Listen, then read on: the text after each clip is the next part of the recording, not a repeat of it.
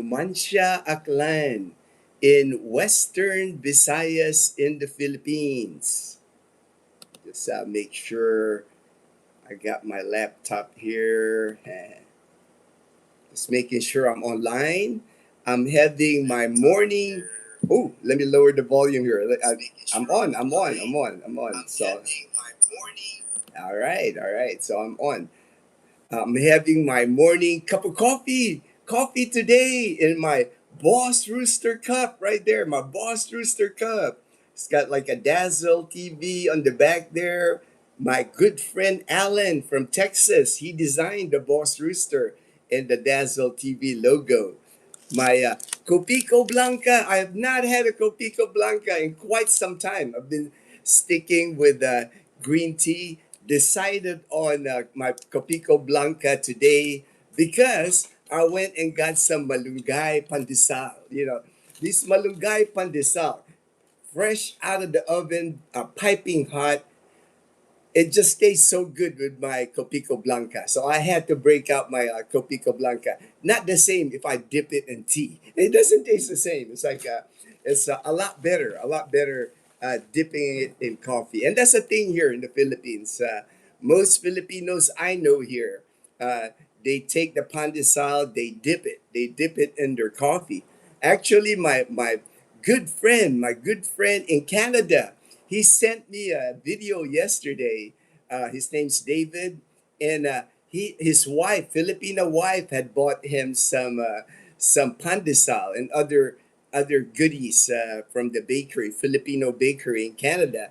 And he was showing me he was dipping his pandesal in tea. In tea, he was drinking like Irish tea, Irish something tea, and he was dipping his pandesal on his tea. But I thought that was kind of funny. I thought that was kind of cool. David and I would become really good friends. We message each other off and on. He sends me photos of like life in Canada, video life in Canada. I met him. I actually met him. I actually met David here in Calibo when he was. His wife is from Balete, Aklan. So when they were here on vacation, almost 2 years ago now, I got to meet David. We had breakfast. We had breakfast at GQ Plaza Hotel. So that was kind of fun for me that I got to meet David. And ever since then, we've become really good friends. We like to keep in touch, and we like to trade stories.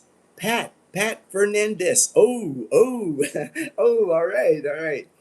The weather here in Numancia, man, it has been warm. I mean, it is hot during the day, but even now, not even 7 a.m., it's already 79 degrees Fahrenheit. Feels a lot warmer because of the humidity here in the Philippines. It's just been warm, hot, you name it. This is summertime. Sun's already, like you can see the sun right there. It's like bright already, bright and sunny this morning. I had to take and Liana to church this morning, so they should be coming home probably in about maybe another hour, maybe. They'll come home. First, I want to greet all the mothers out there. Happy Mother's Day, because here in the Philippines, today is Mother's Day already. So happy Mother's Day to all the moms that are out there. John Vasquez. All right, the alien. Thank you, John. Good to see you. Good to see you. The alien guy. The alien guy. Good morning, my friend. I kind of miss my Copico Blanca. Like it's been a while since I had some Copico Blanca. It's really nice to. I appreciate it more now that I was skipping Copico Blanca for quite some time. I think I'll just stick with that. I'll still focus drinking more green tea, but once in a while I have to break out my Copico Blanca 3-in-1 coffee. I do miss the taste. I do miss the taste of Copico Blanca. And actually, there's actually a tropical storm in the Philippine area of responsibility.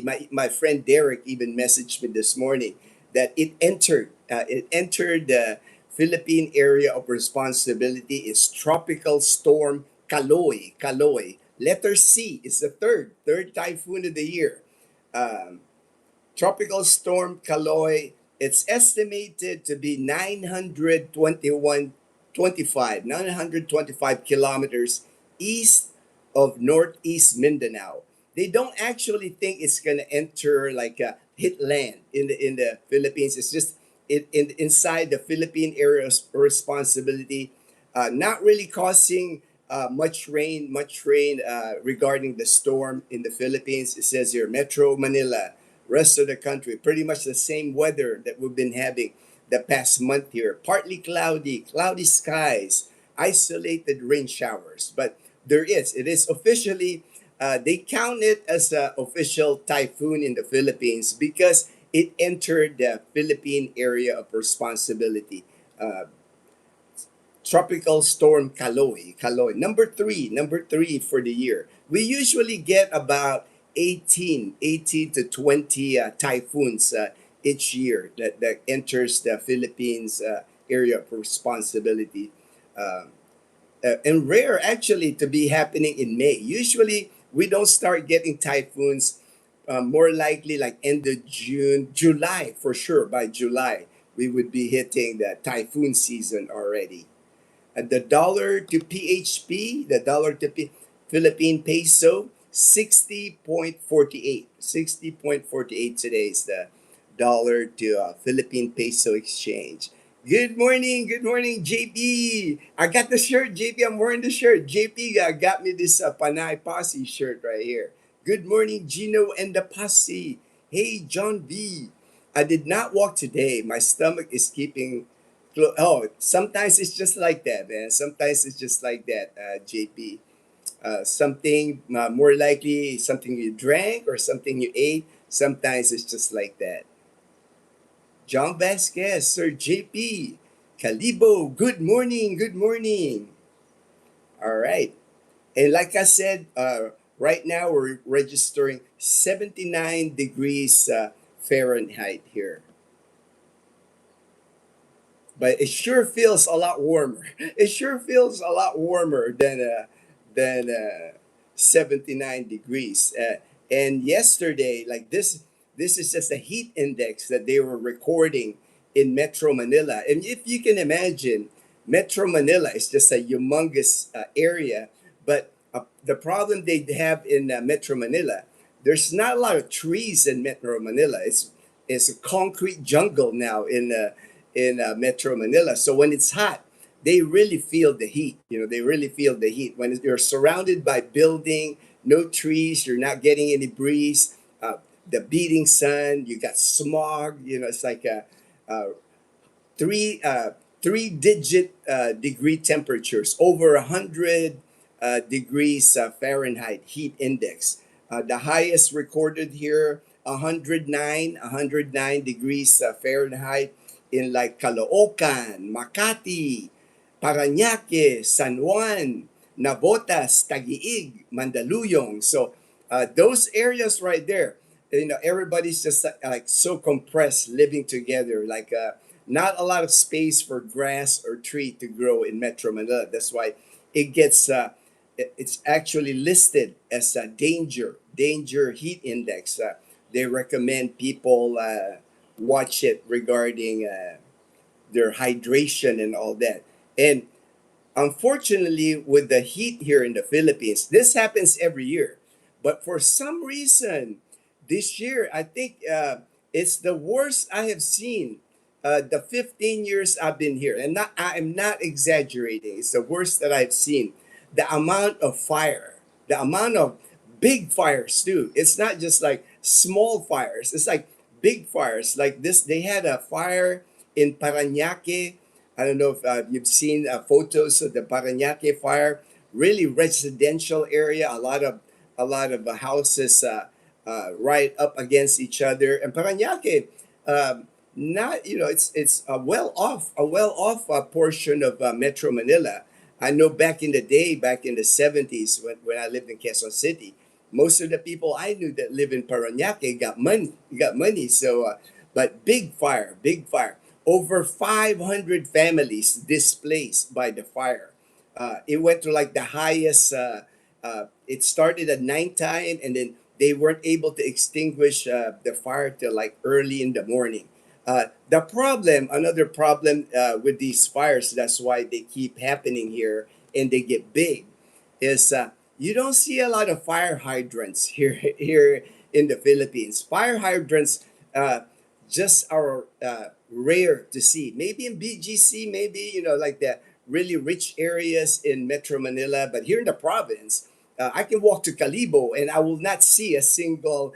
I've never seen a single fire hydrant. So they rely heavily on fire trucks, and fire trucks can only carry so much water. In a big fire, a lot of times all the fire departments from Metro Manila, when they responded to the Parañaque fire, we're talking about hundreds of fire trucks responding to that fire all over. Not even just in Parañaque, different different different cities in Metro Manila responded. But you know, it's just the way the streets are, the way the traffic is. That it takes time for the fire trucks to get there. The fire just like balloons here. It's just like you should check it out online.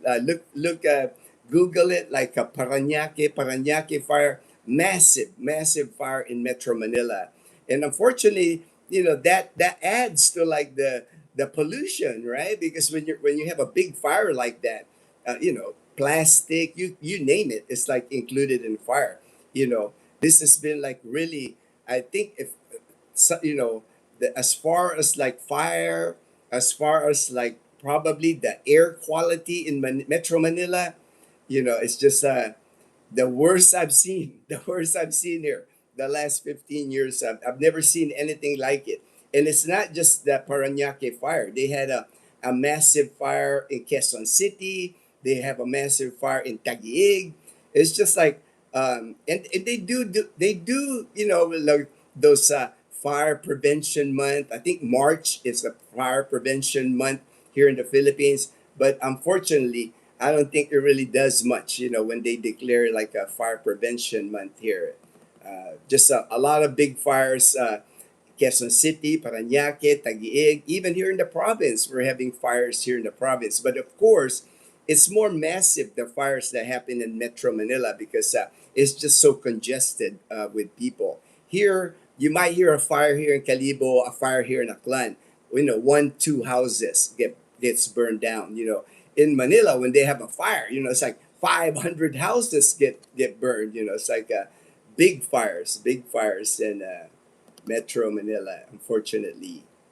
Even Cavite, my brother Fortune, even in this location, I think this is like in Kawit, Cavite. This is like the fourth or fifth fire in Cavite that I've seen online. So I'm just seeing a lot almost every day when I open my Facebook. There's like a fire that happened last night or yesterday, different parts of the Philippines. Unfortunately, it's fire season here in the Philippines.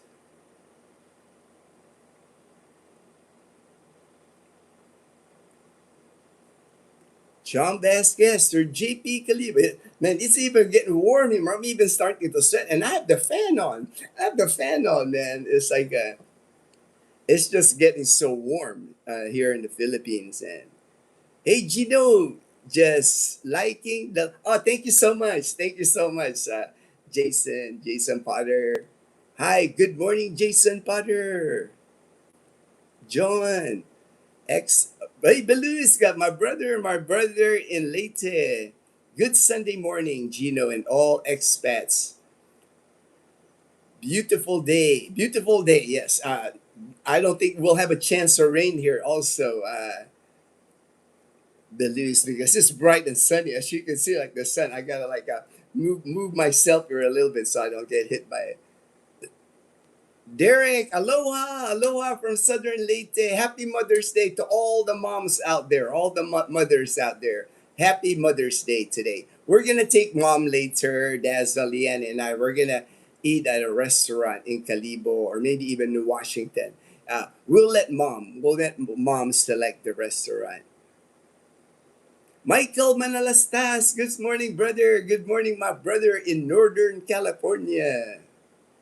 it raining right now in Southern Lake. Oh, that's awesome, man. Yeah, I'm sure it's a relief, right, Derek? It's a relief that it's raining. I wish it was raining here, man.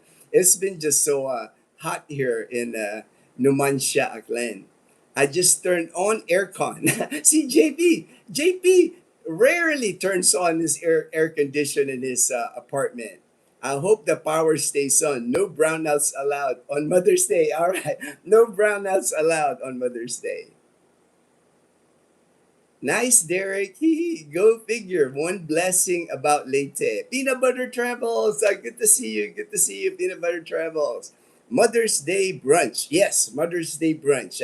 That Mom and Leanna are in church right now. So as soon as she gets home, I'll ask her where she wants to go for her Mother's Day brunch today. Jokano, go Jokano, my brother Jokano. Good morning, Gino. Happy Mother's Day to your ladies. Yes, definitely. We'll celebrate a little bit of celebration today. I wanted to share a story with you guys. Yesterday, I went to lunch. My friend invited me to lunch. Patrick, he's from North Carolina. North Carolina. Um, I started Patrick like started watching our channel like over 2 years ago now, and he has experience before as far as Southeast Asia. What happened to Patrick was he lived in Thailand for like 15 or 16 years. He was doing a lot of missionary work. He Haiti, different parts of the world, and he ended up in Thailand, living in Thailand for 15 or 16 years. Uh, but unfortunately, because of the pandemic, he had gotten sick during the pandemic, and then he ended up going back to the United States. Right when it was allowed, when he was allowed to leave Thailand, and ever since then, when he got back to the United States, it's just been a struggle for him, just because of his health issues. Actually, we just a great conversation yesterday. We ate lunch at the Royal Suites Hotel. He actually became homeless, because I guess it's the way, his main primary income is Social Security, and he told me that, ever since after the pandemic he got to the States, for 4 years he was homeless in the United States. He was living in his vehicle. And for him it was a struggle because he's not young. It's like right now I think he's 80 or 81 years old for Patrick, and he was communicating with me before. And I was trying to, he's like, man, I need to get out of the United States. There has to be a better life, and we just got, there was like a time where he had gotten scammed in the US or something like that, and then he fell out. All of a sudden we weren't communicating, and that happens a lot of times with YouTube, and I understand. People contact me, I try to help people, but sometimes something happens in, where they're at, and I don't hear from them for a while, and then all of a sudden I hear from them again. And that's just normal with YouTube. I'm used to that. But for Patrick, I knew. I even made a video. Like, I think I made the video in 2025, like January, because I was communicating with him at the time, and I just told. I'm even on the video. I was referring to him, and as I said, I just don't think it was a good idea for him to come to the Philippines because at his advanced age already, has medical issues. Really, he's relying on Medicare for his medical care. I didn't think it was a good idea, and I told him, I was discouraging him from going to the Philippines. I told him, man, I just don't think it's I just think at finances wise, I didn't think he had enough finances with his health, with his age, too many things going against him for not coming. So I've not heard from him in a while. After made that video, it's like, but man, he surprised me because like 4 or 5 days ago, I'm here. I was like, what? It's like totally surprised me that he made it to the Philippines. I had introduced him to my good friend John Sparrow. He's Patrick's an avid fisherman. He fished in Alaska for many years, so lots of experience fishing. So I connected him with my friend John Sparrow way back, way back, and they've communicated. He told me, and John's been helping him, with his move. Because basically he's moving here. He's moving here, man. At age 80 to 81, man. It's just like, but he looks good. I saw him yesterday. He looks spry and everything. But of course, I wish him well, and I told him, man, I'm rooting for you. I want you to be successful here. If he needs help from me, I told him my door is always open, because I do want to, I do want to help him. And what interesting story he told me, he just didn't feel, for him, the way he was looking at it was, he just didn't want to go out in the United States the way he was going out. 4 years he became homeless and living in his vehicle. He said barely communication with people. Not a lot of people interact with him. When you reach like the age of 80, unfortunately, he doesn't have a lot of money. He basically put in enough money to get his flight over here to the Philippines to make it to Calibo. So he's basically gonna live on his Social Security once he get here. Not a lot of savings, but he just told me, I just didn't want to go out the way I was going out in the U.S. He said if he gets 4 or 5 good years of living here in the Philippines among good people, John Sparrow being one, and ever since he's been here for the past 4 or 5 days, the expat community here, kind of like he's connected with them already. He's been to the Junkster Cafe in New Washington on a Friday. On the Fridays, the get together there. He met a bunch of expats there, and then he had a friend, because during his time in Thailand, that was doing missionary work. Is supposed to come here from Australia, and gonna be Patrick's roommate. Here. So for me, like I said, man, I'm just rooting for him. I know, he said he's had so much difficulty in the United States, and like he told me, he didn't really even care if he became unsuccessful about his move here to the Philippines. He just didn't want to go out the way he was going out in the United States, and I kind of feel him. I feel I feel I can understand. I can understand what made him jump on that plane. But imagine that, man. It's like not having a lot of money, just on Social Security, in your 80 years old already, and you jump on the plane to go to the Philippines. But John Sparrow is here to help him. I'm here to help him. There's people here I know that's gonna be. He already told me. He said the first couple of days that he's been here, he's been around more people than like the past year in the United States, because he told me, when you get old in the United States and you don't have a lot of family, your kids, you don't have that connection with your kids, they've on to their life. You just feel alone in the U.S. and I felt that I can understand. I'm understanding that dynamic more. And he even brought me a present. He got me this nice, I mean, little gift for me, but I really appreciate it from Patrick. It says here, simply blessed, and I'm gonna put it right here. Whatever time I do my live stream, I'm gonna put it right on top right here, so I can always look at it. And I do feel that to be blessed, to have a good retirement, a good family. Dazzle, my wife. I'm just thankful with everything that I've been blessed with.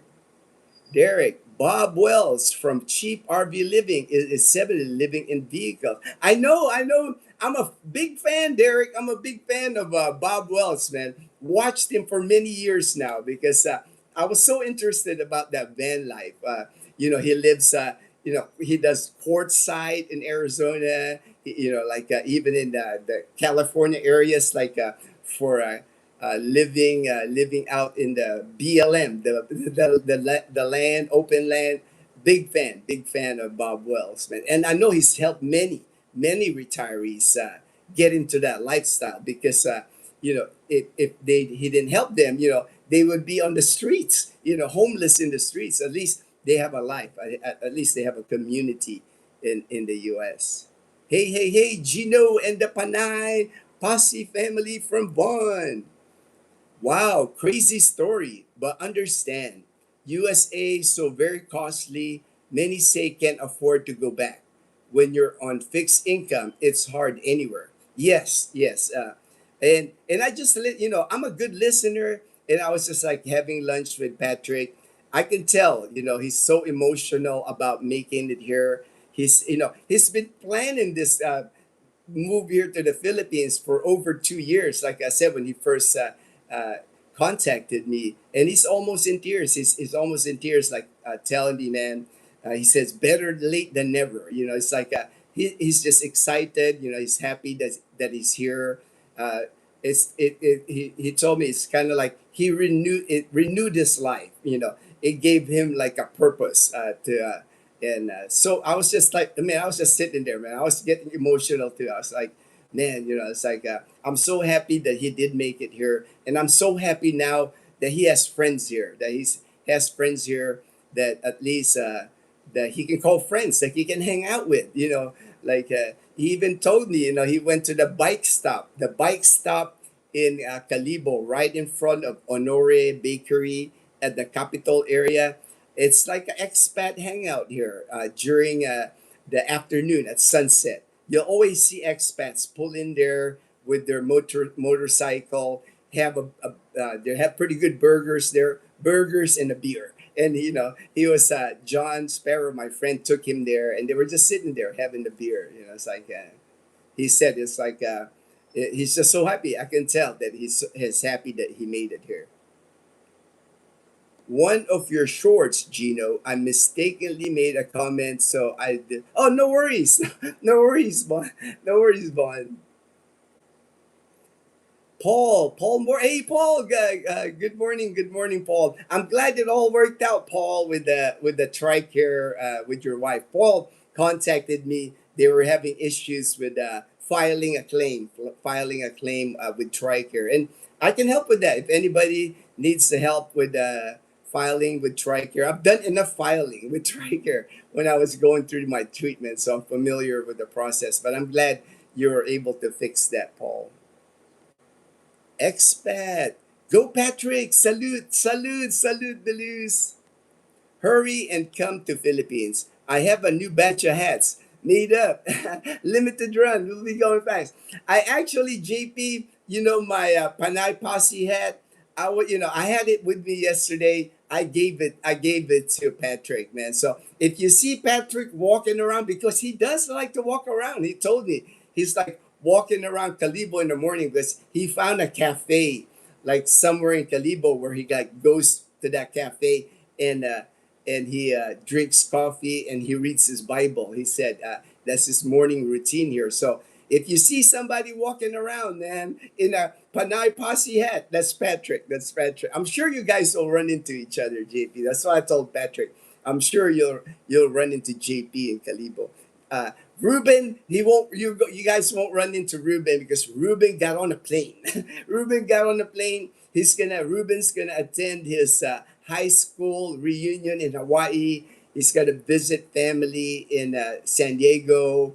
Of course, make his pit stop at Angeles City. Ruben's crazy. He likes partying a little bit in Angeles City. Then he'll be back here. He said he'll be back here in July before Dazzle's birthday. Ruben will be back. So usually we see Ruben. Like even when Dazzle and I when we go to Calibo, Ruben's like we say, "Oh, there's Ruben." We roll down. Hey, Ruben, we're waving at him because he's like you, JP. Ruben walks all over Calibo also.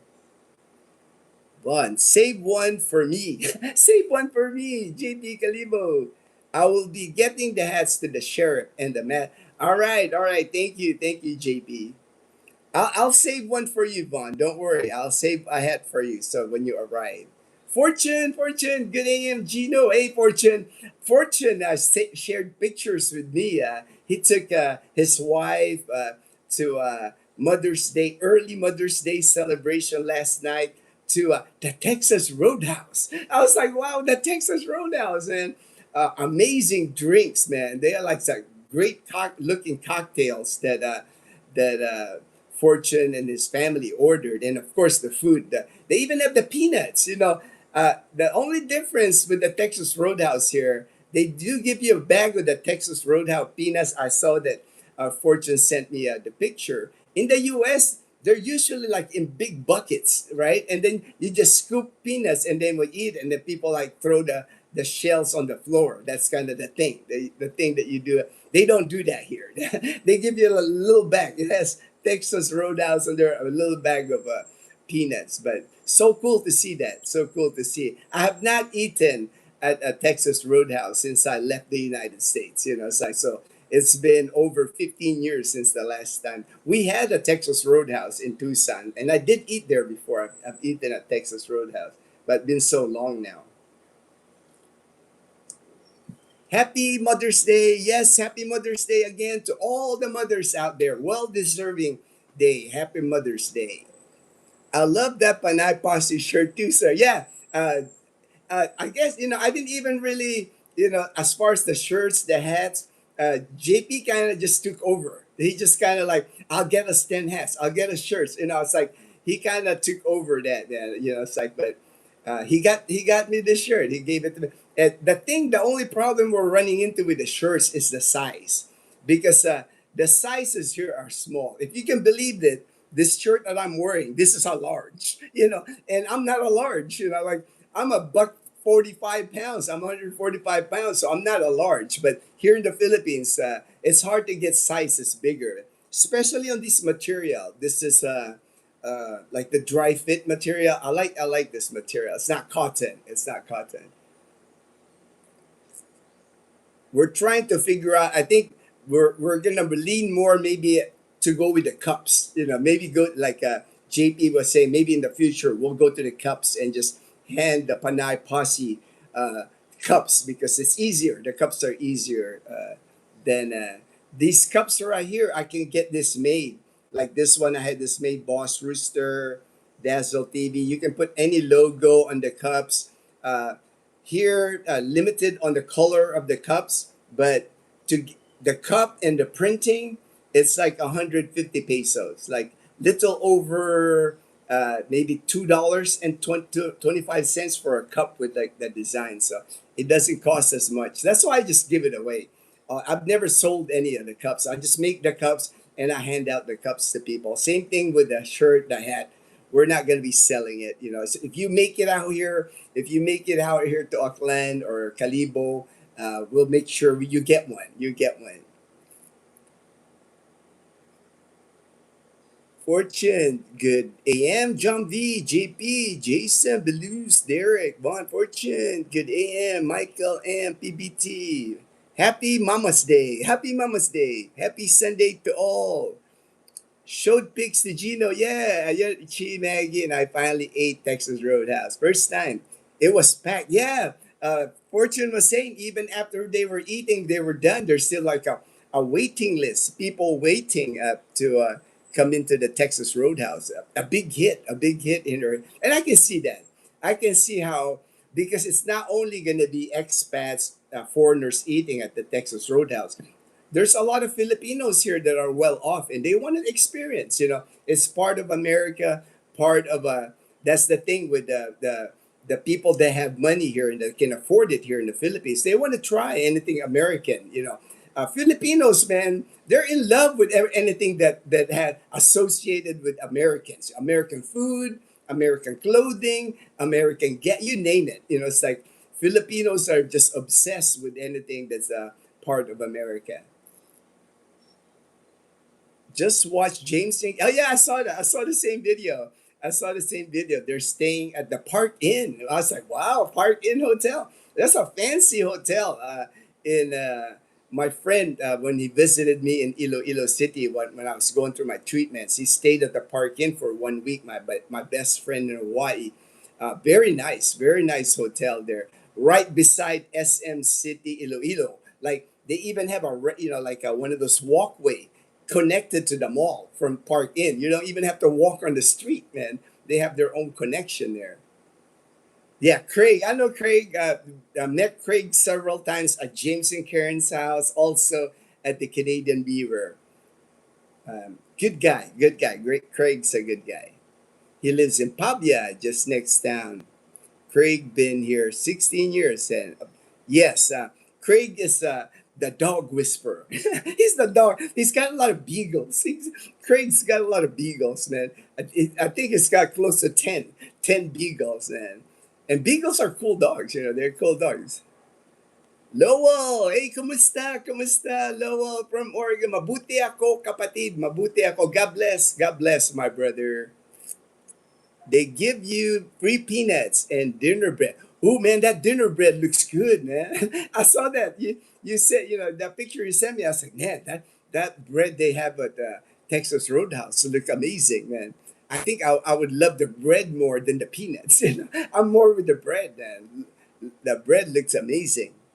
Henry, that's what they do in the United States too nowadays.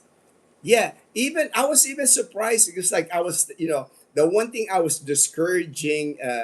I remember with Patrick before I told him, man, I don't think you should come to the field just because at his advanced age, medical, he won't have Medicare. You do not Medicare doesn't work here in the Philippines. It's not allowed here.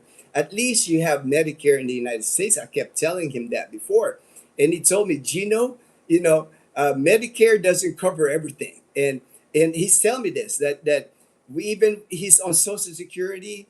He's relying on Medicare. There's not a lot of even when he gets seen by a hospital or a doctor in the United States, he told me Medicare is not even covering all the he is still it's like some of his medications whatnot is not covered, so it coming out of his Social Security. So he said, like he just kept telling me, if I'm gonna go out, I'd rather go out somewhere where I'm happy. And he just wasn't happy in the US. Fortune, good AM, Lowell, supposed to open in Iloilo, but yeah, I know Fortune. It's right on the first, like where the Vikings is on the second floor, and on the first floor, that corner there is like they have a sign there. And I've seen that sign now for like over close to 2 years now. Soon to open Texas Roadhouse, but I don't know. It's been like that. It's been like that. Eventually I would think they would open in Iloilo City because there is demand in Iloilo City, like just all the restaurants that are opening in Iloilo City, like the like Italian restaurant or even the Vikings. It just does well. They make good money, so I can see them. I'm sure eventually they will open it there, Texas Roadhouse in Iloilo City. Hello, hello, Mr. Lowell from Vaughan. Fortune JP, God bless Balus. Hey, Pinahart, Pinahart, my sister in Oceanside, California. Hi, Kuya Gino, everyone. Good AM, Pinahart. Happy Mother's Day, Pinahart. Happy Mother's Day to your wife too. Happy Mama, Mrs. Jackie. Hi, thanks. All right, you deserve the best. The Bistro Group brought Texas Roadhouse here in that mall, EBIT, GIF. Yeah, I've seen the Italianis. They have that also now in Iloilo City. Modern, Shanghai, we're getting good crowd. But the Watami Japanese was not.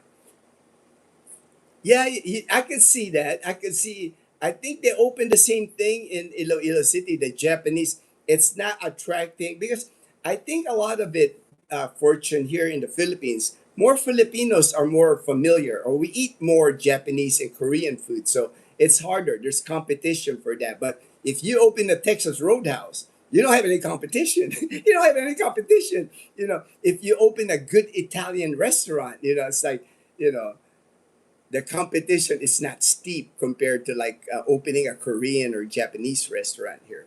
There's just so many. There's just so many Korean and Japanese restaurant here. It's hard to like overthrow or like do better than the ones that are established already. And then the price, you gotta like Filipinos they watch the price. Filipinos are they want to make sure that they're getting good value for their uh, their money.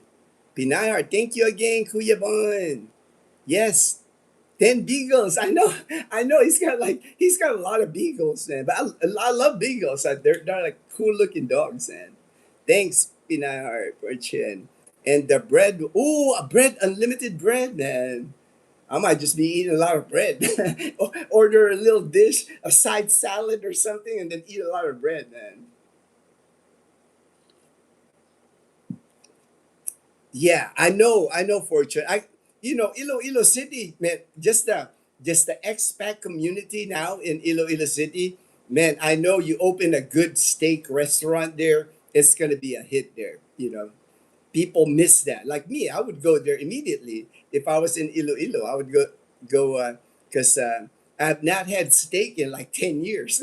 I have not had steak in 10 years because I pretty much gave up on steak because I, I can't really get good steaks here in Aklan province. If I go to Boracay Island and eat a steak, I'm looking at like 2,000 pesos or 3,000 pesos. Just not worth it for me to spend that kind of money on a steak. Do they serve peanuts? Yeah, they do it peanut heart, but it's not. They come in like a little baggie, white baggie that says logo Texas Roadhouse. They don't give you like a whole bucket. It's like in the U.S. I remember in Tucson when you eat a Texas Road, they give you like a bucket of peanuts, and you just peel the peanuts and throw the peanuts on the ground, and that's supposed to be okay. Here they don't do that. They don't mess up the place with the peanut shells. Local peanuts, local peanuts. Thank you, Kuya Gino. Happy Mother's Day to your mom too. All right. Hello, Vaughn. God bless from Lowell. Exchange rate. I mentioned it earlier. I think 60.48. 60.48. I saw Boteju. Man, that's our favorite. Boteju is our favorite. Too in Ebia. And I remember you. Oh yeah, we've eaten at Boteju in Iloilo City, and also Rojas City also has a Boteju. Not in Calibo. I don't think we'll ever see a Boteju in Calibo because we don't have SM Mall. It's like I think we're many years away still from getting an SM Mall here in Calibo. Pinoys will eat Korean or Japanese when it's buffet style, but a la carte, they will think it's expensive. And I agree. I agree, right? It's like because Japanese can be expensive when you're ordering a la carte per order, like sushi or yakisoba, or ramen. It's expensive when you order it like piece by piece. Even for Dazzle and I won't eat that Boteju Japanese in Iloilo City, I'm looking at over 1,000 pesos, or over $20 for lunch for Dazzle and I. That's expensive for us. That's expensive for us. Not chatty. All right, JP. No worries. Thank you, JP. Pinay Heart. Hi, brother JP. The Five Guys gives unlimited peanuts. I have not seen Five Guys here, Pinay Heart. I don't think it's made it here. Same thing with In and Out. In and Out Burger, Five Guys. I don't think it's made it here yet to the Philippines. We got a bone-in ribeye, 22 ounce, good for three. It was very good steak, very soft, seasoned. But Maggie and I will always add salt. We prefer that way, all right? That what I miss in Wyoming. Limitless, I know, right? Belize, in Wyoming, man, you got unlimited beef there, man. Hi, Kuya Belus. Hi, Kuya Belus. All right, okay. I'm gonna keep talking about the different news. The different news. I already talked about the so many fires in the Philippines right now. I cannot wake up every time I wake up in the morning. I go look at my Facebook. There's a fire here. There's a fire here. Almost every day, the past couple of weeks which is unfortunate that we're having so many fires here right now. Like the one that's really causing a lot of problems. The one of the big fire is the Nabotas, and I've talked about the Nabotas landfill fire. It's been going on now for over a month. Over a month, and I've done a little bit more research. I'm understanding the story now with the Nabotas landfill. The problem again with the Nabotas landfill, uh, there it was mismanaged, in my opinion. Anyway, if what I'm seeing, because when you do a landfill, there's certain procedures that you're supposed to do. You're supposed to throw dirt at the landfill, check for methane gas because I guess over time, a big landfill will create methane gas, and methane gas is highly flammable. So but again, poor management of the Nabotas landfill is 44 acres. 44 acres. So it's massive. It's massive. But the more research I've done on the Nabotas landfill, it's basically not a landfill. From all the reading I'm doing, it's typical of landfills here in the Philippines. They will call it landfill. They're supposed to dig, right? Supposed to dig, throw the trash in there, bury it in soil, right? Here in the Philippines, a lot of landfills here, unfortunately, they're just stacks of trash, basically. It becomes mountains of trash, like one very famous landfill here in Metro Manila, Smoky Mountain. It's become a mountain because it's a mountain of trash and it's constantly, there's burning. That's why they call it Smoky Mountain. But Nabotas landfill, it says here, after almost a month of firefighting, the Nabotas sanitary landfill blaze will be extinguished by May 11th. So they're saying that the fire, the landfill, they will extinguish the fire by tomorrow. So they say about 79% of the blaze has been contained. So about 20% left, about 20% left.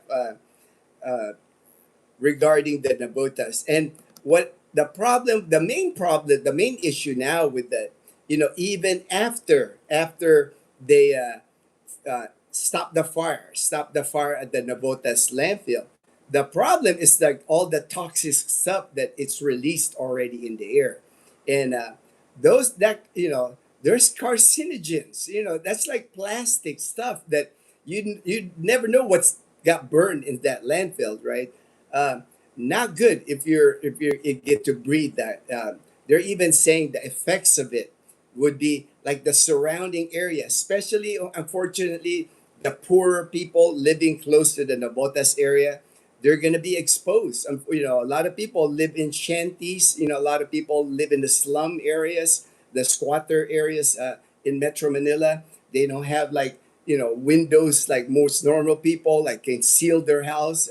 Unfortunately, they're gonna be breathing some of that, and it's gonna. I'm pretty sure it's gonna cause health issues for many people for years to come. For years to come, because imagine all the fire happening in Metro Manila now, a landfill fire. All that stuff is in the air, and Metro Manila already has some. It's got one of the worst air quality already in the Philippines. So to add all that stuff in the air, man, it's just like that's why something to think about when you're retiring, man. When you're retiring, picking a place. I know many people.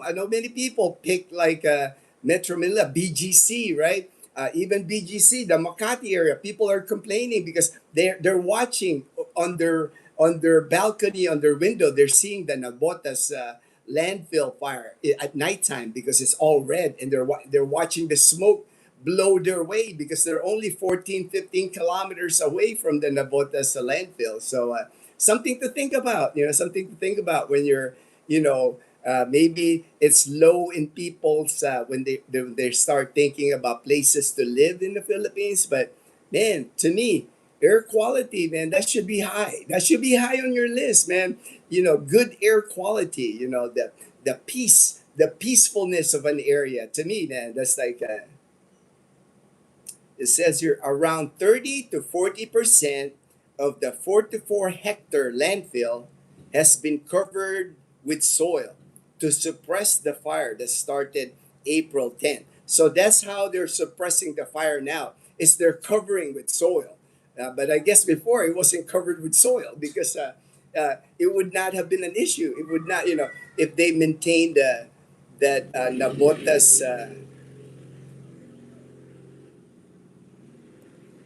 I hear mom and Leanna, they got dropped off by a tricycle. They just take public transportation on the way home from church. I take them to church, then they there you go. Happy Mother's Day, mom. Everybody's greeting you. Happy Mother's Day. Happy Mother's Day. There's Leanna. There's the Happy Mother's Day celebrant. The mothers, the mothers, the mothers.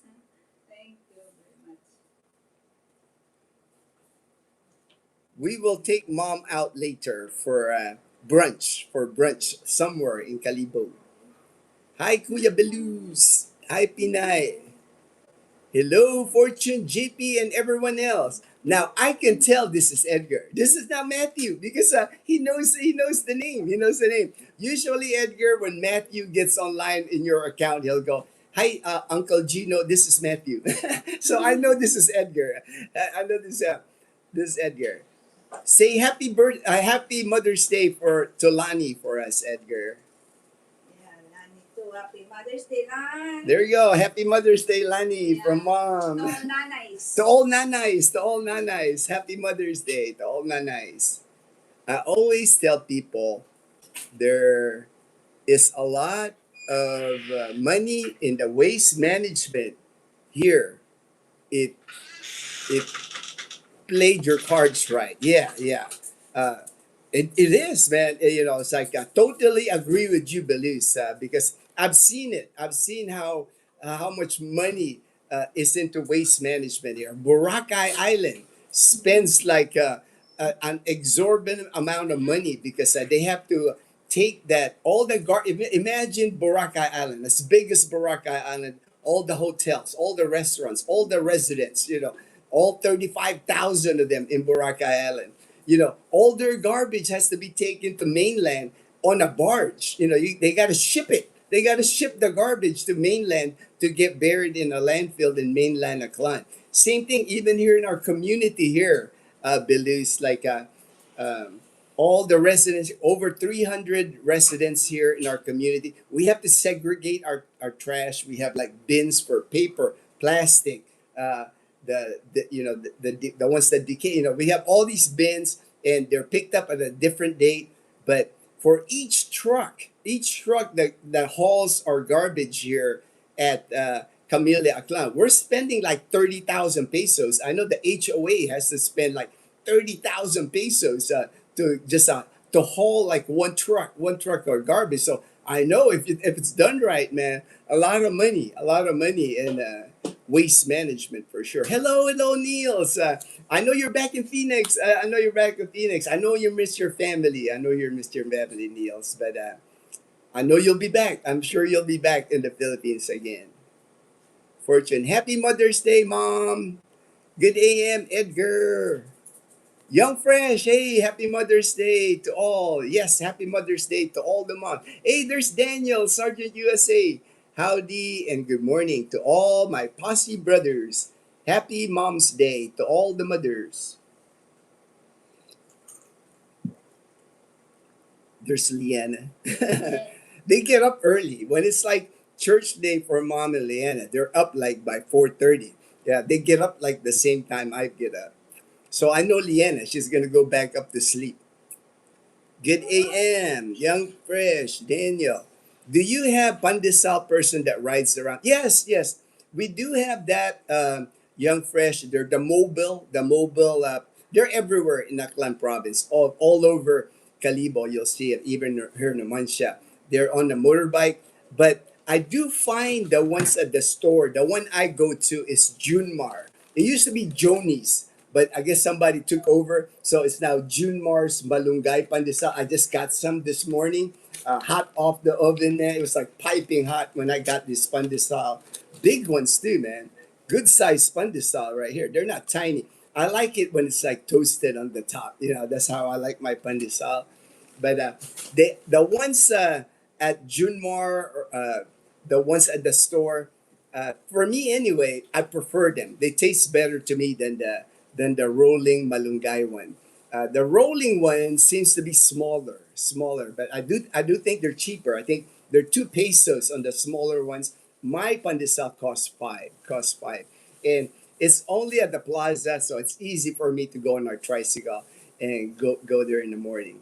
I picked up pandesal after I dropped off mom and Leanne at church, so I stopped and got pandesal this morning.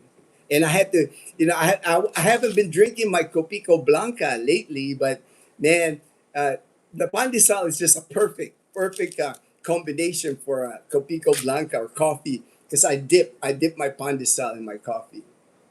So I had to have drink coffee today. It doesn't taste the same if it's tea. If it's green tea and pandesal, it just doesn't taste right to me.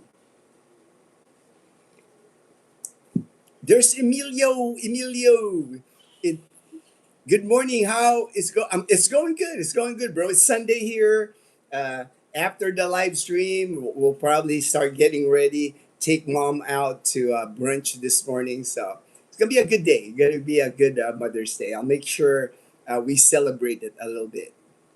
Probably eat somewhere in Calibo, and then I'll take them probably to the mall. Go to Grand Gaisano Mall. I know mom likes they have massage chairs at pretty much all the malls here now. It's very popular here. Those massage chairs, you put like 50 pesos or 100 pesos. 100 pesos usually for an hour on the massage chair, and mom loves that. So we'll probably do that after we eat.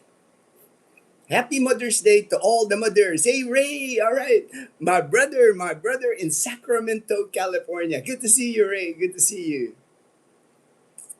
Glad to see you back. I know you had some, I know you were mourning there, and my prayers continue to go out to you, my brother. I know it's tough. It's tough when we lose family members. I've been there. I know exactly, but good to see you. Good to see you back.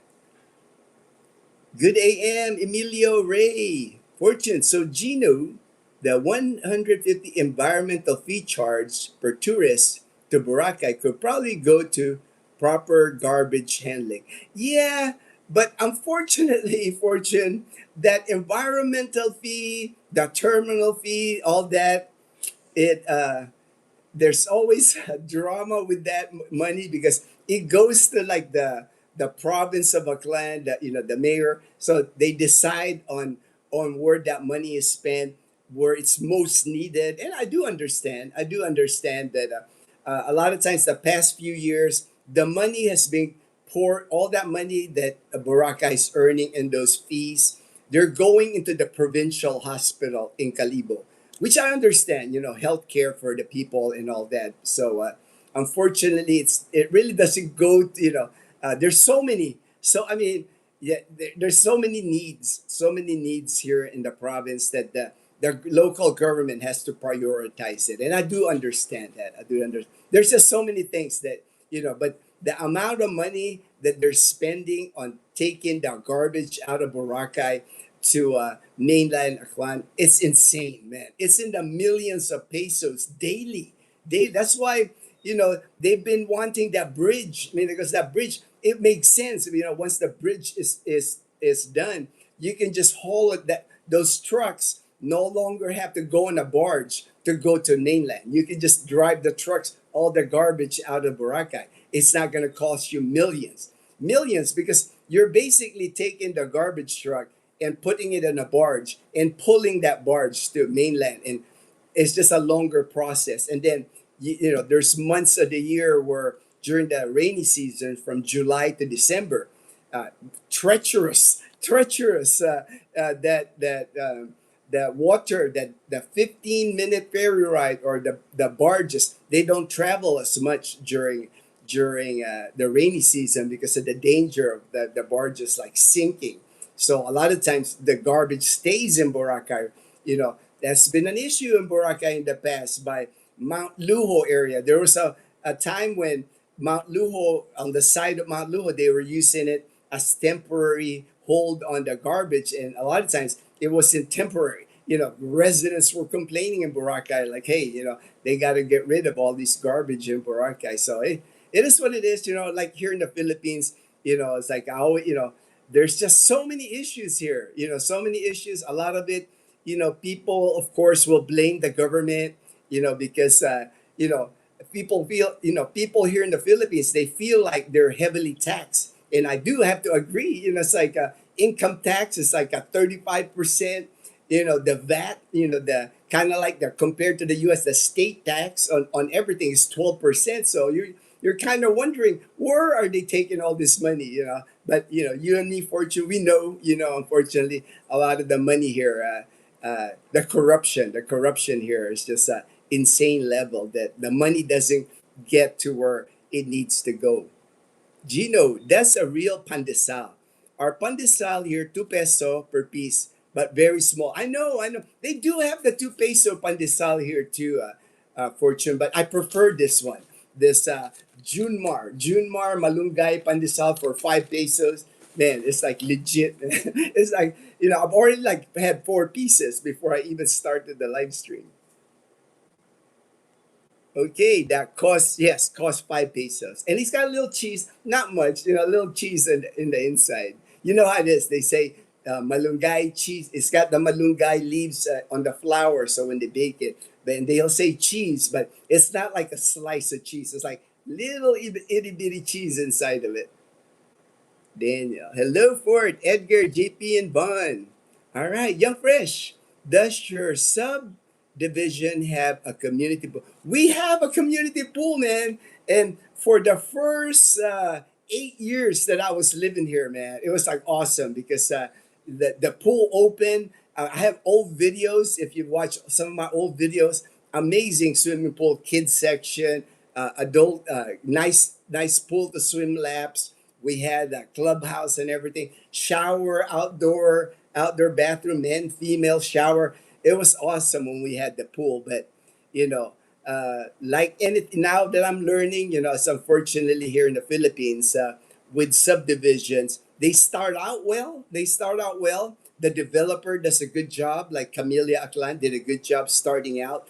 But what happens is at a certain point, the developer, once he sold all the lots, once he has nothing to sell anymore, like here, I think over 90%, 95% already sold. People, they own, you know, Camellia does it, they've sold all the land, the plots, the houses that they built. They're gone. You know, it's like the minute they sell everything, they hand it to the HOA, the homeowners association.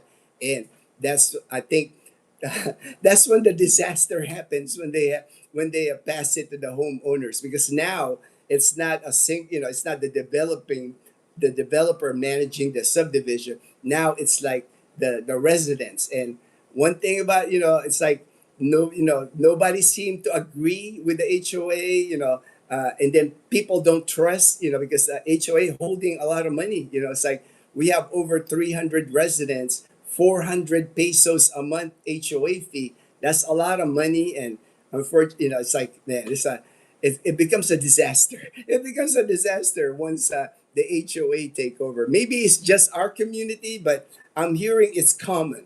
I'm hearing it's common with different HOAs. Maybe better at really the higher end subdivisions. Like I know in in Metro Manila there are exclusive subdivisions where Manny Pacquiao lives. You know, the Forbes. You know, the high end. Less issues with that, but the lower end subdivision, you know, people don't want to pay their AHA. They complain about everything. You know, it's just a disaster, and that's what happened with our pool. We don't have a pool now. It's still there, but now it's got brown water in it because we don't have money. We don't have money to like clean the pool. We used to have a pool guy. We were spending like close to 30,000 pesos a month on the swimming pool. Which, hey man, I was like, let's pay more money. Let's pay more HOA so we can have a pool. But you know, I'm one person. I'm one voice. I can't. I can't. They actually wanted me to run for HOA president, but after I learned what the HOA does here and the craziness that happens with the HOA, there's no way I would run for office here for the HOA. What's that Panay Posse shirt? A sports team? Actually, the Panay Posse shirt that was created by Daniel. Daniel on the live stream here, he created the Panay Posse. We're basically all the people moving here to Panay Island from different parts of the world. So we created the Panay Posse. We got T-shirts, we got hats. JP's getting us the hats. When you come, if you come here, man, we'll give you a hat, man. You're part of the Panay posse, man. Once you move here to Panay Island, that's sad to hear, bro. That they tax people who earned $10 a day.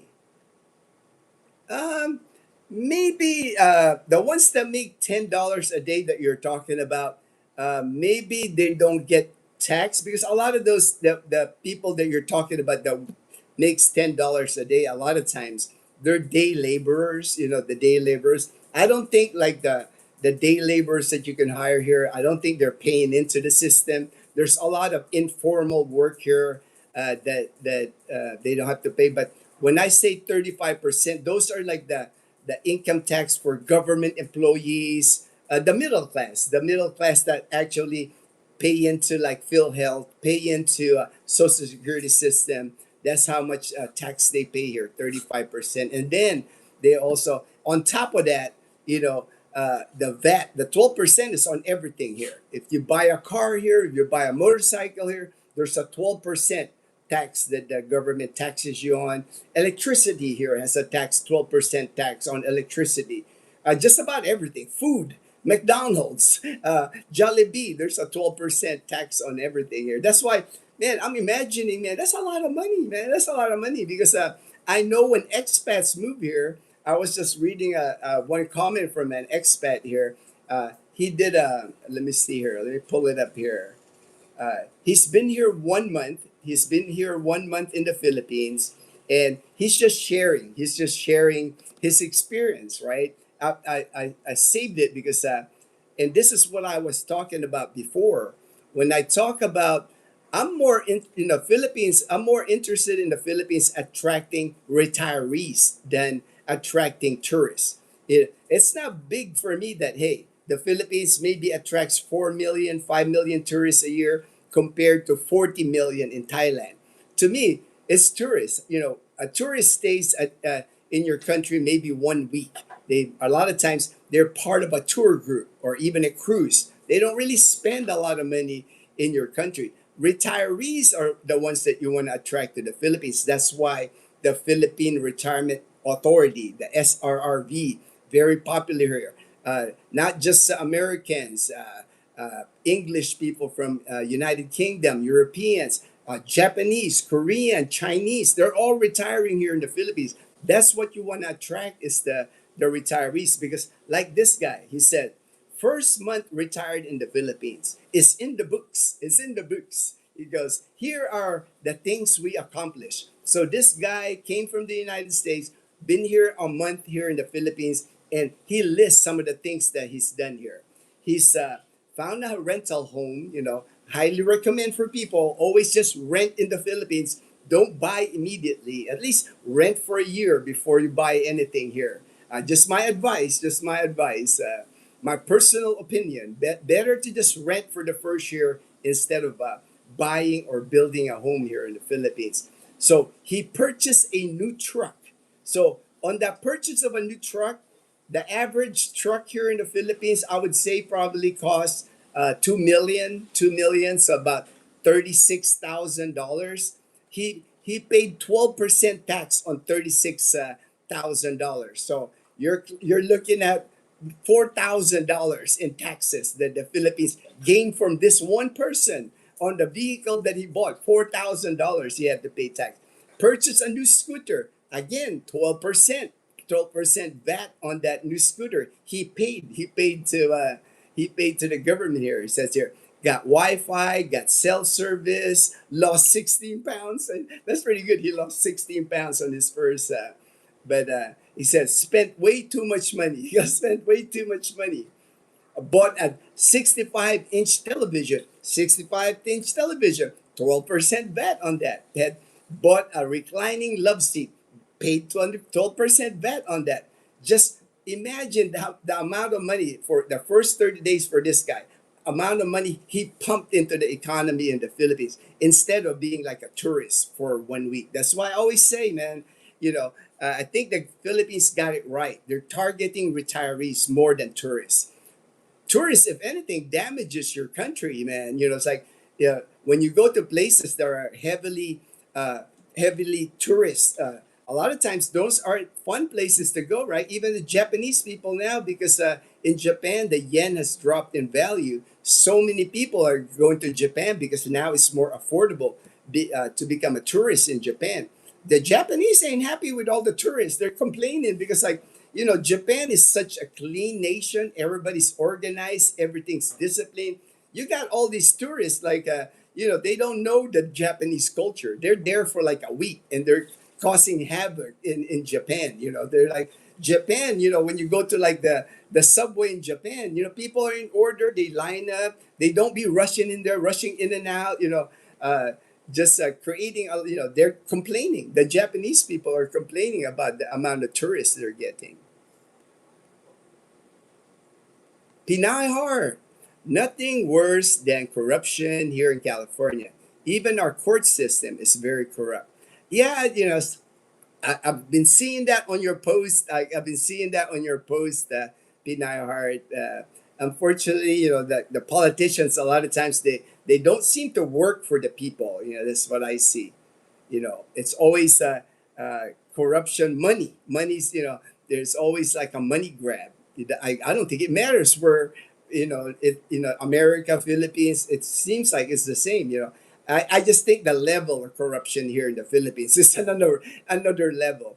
Nothing that you can't compare the level of corruption in the U.S. compared to here. Here, the corruption here is at all levels of, from the barangay to the city, the mayor, the town. It's like ingrained in every part of Filipino life. But the Filipinos, they've just learned to, Filipinos just accept it. It's one of those things. Corruption in the Philippines, it is what it is. Filipinos just do their daily lives. They don't get, because you're only going to get stressed if you like involve yourself in anything politics here, anything to cure the corruption here. You're not going to, I cannot see anybody making a difference here in the Philippines in regards to corruption. If anything, it's getting more corrupt here every year. I know in my lifetime, I will not see an end to corruption in the Philippines. It's worsening, in my opinion. It's worsening. There's a, it's almost kind of like, what's the new corruption scandal? It was like at one time it was like the Yolanda funds, the housing scandal, all the donations that poured in, it got stolen. The latest, the flood control, all the flood control money that got stolen. And I'm sure this coming next few months, it's going to be overturned by another scandal. That's the suitcase scandal, people paying people off in suitcases of money. It'll be that story's going to die. There's going to be a new scandal regarding corruption here. Derek, every morning here in Southern Leyte, door to door, yeah. So you got him on a schedule, Derek. See, that's the thing with the door to door pandesal. The ones that are rolling pandesal. Same thing with the taho. If you're a fan of taho, a lot of times those vendors, if you're a regular, they know that you're buying regular. They're gonna stop at your house. They're gonna they have a certain route where they follow the pandesal in the tricycles because they know people expect them to be at a certain spot every day. So like let's say at 7-Eleven here, they know to like pull into 7-Eleven at a certain time when people get their coffee, or people like routine, like, oh, 6:30 I can get pandesal at 7-Eleven. The guy's going to be there at a certain time. How much rent in your area? Rent here in the Philippines, it doesn't matter where you go. The rent varies. Like for 1 bedroom, 2 bedroom, it varies depending on the quality of the apartment. There's really not a standard price. Like for the 2 bedroom, 1 bath, similar to my house, 430 square feet. The I would say they start at maybe 8,000 unfurnished, 8,000 pesos. So about 100, 8,000, maybe 150 dollars a month for a 2 bedroom, 1 bath. And then of course, if the house has furnishing, if it's air conditioned, if it has a refrigerator, you're going to spend more than 8,000, maybe all the way up to 12,000 or 13,000. And the same thing anywhere, even in Calibo, Iloilo City. It just depends on the amenities or how new the housing is. You get a wide range of rent regarding rent. A lot of times, what I've seen with most people that rent here, what will happen is like I always advise people, don't sign a lease. Don't get trapped in a lease. People, I'm amazed sometimes the thinking in the US, it's like there was one guy here that I helped move here, and he was so hell bent on like signing a year lease because he want to lock down the price. He's afraid that the rent would rise. Rent doesn't go up here in the Philippines. You don't have to worry about rent skyrocketing here. Whatever rent you pay right now, if you pay that rent for the next year, your landlord's going to be happy that he's got consistent money that coming in. He's not going to raise the rent for you.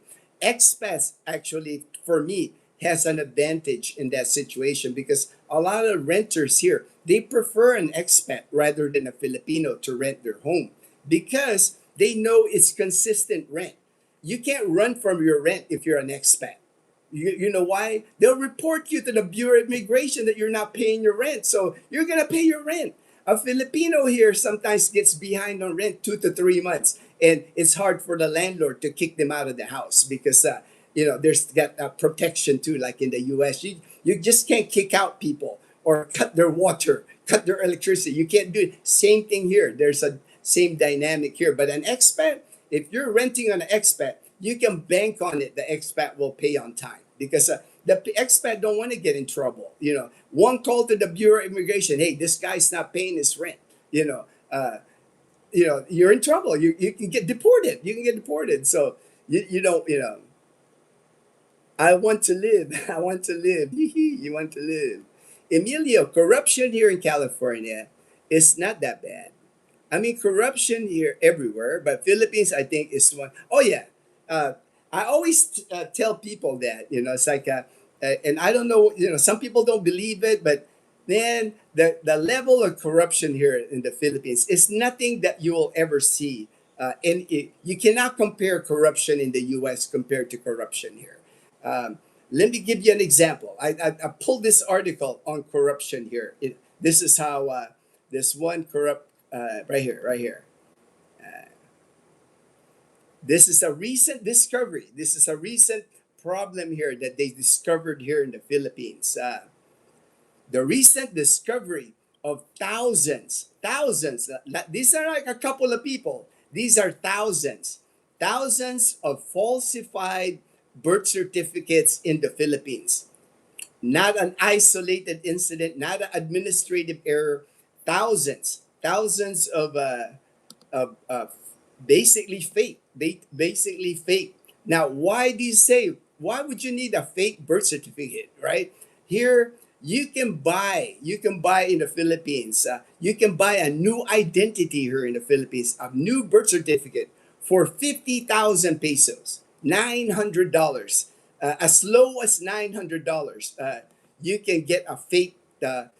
You can say it's fake, but it's legit because what's happening? They have found a loophole in the birth certificate registration here in the Philippines. There's a lot of areas here in the Philippines, remote places, especially here in the provinces, where people are born at home. They don't go to a hospital to get born. Or you can just claim that, hey, I was born in so and so date. I was born at the house. My parents never registered me at the civil whatever birth registration. I need a birth certificate, and they've created an industry where you just show up. You just show up and you start the process. Late registration of birth is what they call it. And a lot of times, what happened? Maybe in the big cities, it's harder to get that fake document or get that new birth registration. But a lot of times in the remote provinces, the tiny offices, in like in Aklan province or whatever small province where a small municipality of like maybe 5,000 people, they are releasing like a birth certificate. Like you can create basically a new person, and then once you get the birth certificate, you can get a driver's license with that. You can get all. You can basically have a new identity, and that's becoming a problem. And of course, it's becoming a problem because when thousands of people do this, it's like how accurate is the census? How accurate? And then that's how a lot of problem arise from the back a couple of years ago, the pogo here in the Philippines. That's the illegal gambling that the Chinese brought here to the Philippines. They were bringing people here to the Philippines, Chinese people here in the Philippines, and some of those Chinese people were able to get documents here in the Philippines, falsified birth certificates. That's just a tip of the iceberg of like the level of corruption here in the Philippines. That's why when people say, "Oh, there's corruption everywhere. There's corruption in America," I agree, but then the sophistication of corruption, there's just new stuff that stuff that I've never heard of. Like they start come, they keep discovering, and a lot of it, same thing with this falsified birth certificate. It's about the money. 50,000 pesos is money here in the Philippines. If you're a government worker in a remote government office here in the Philippines, you're probably making 15, 20,000 pesos a month salary on a government salary.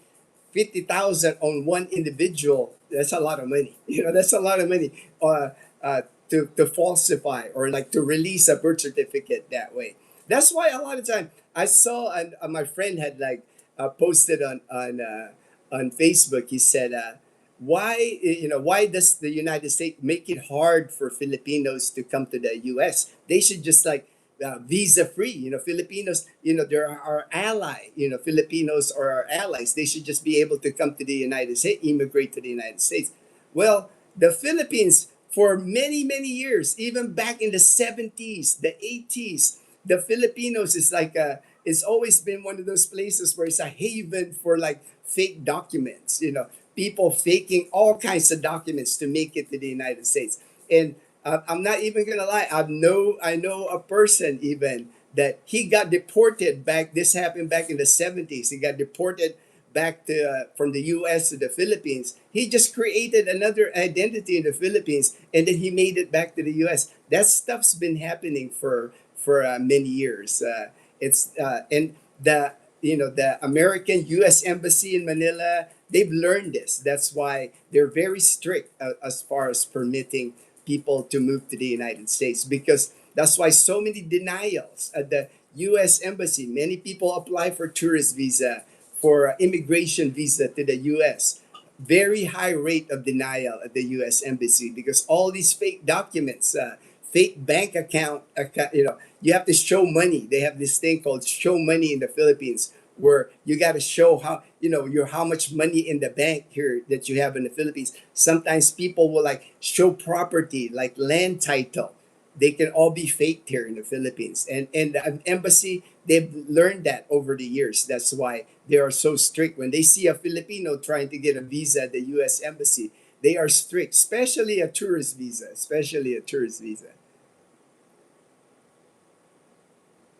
Gerald, I look forward to injecting my retirement money there next spring. All right. Well, come on. Come on to the Philippines. The Philippines is more than happy to take your retirement money. And your retirement money will go a long way here in the Philippines compared to where in your own country. That's why so many people are coming here to the Philippines to retire. You just get good value for your money here, rent wise, when you rent a home here, rent the housing here. Where in the United States can you rent for $160 a month, like a home like mine, $160 a month? You cannot find a home like this in the U.S. at $160, maybe for one night, maybe a couple of days, and then your public market, when you go to the public market here, where you can get fresh vegetables locally sourced from local farmers here, that you can get cheap cost of living.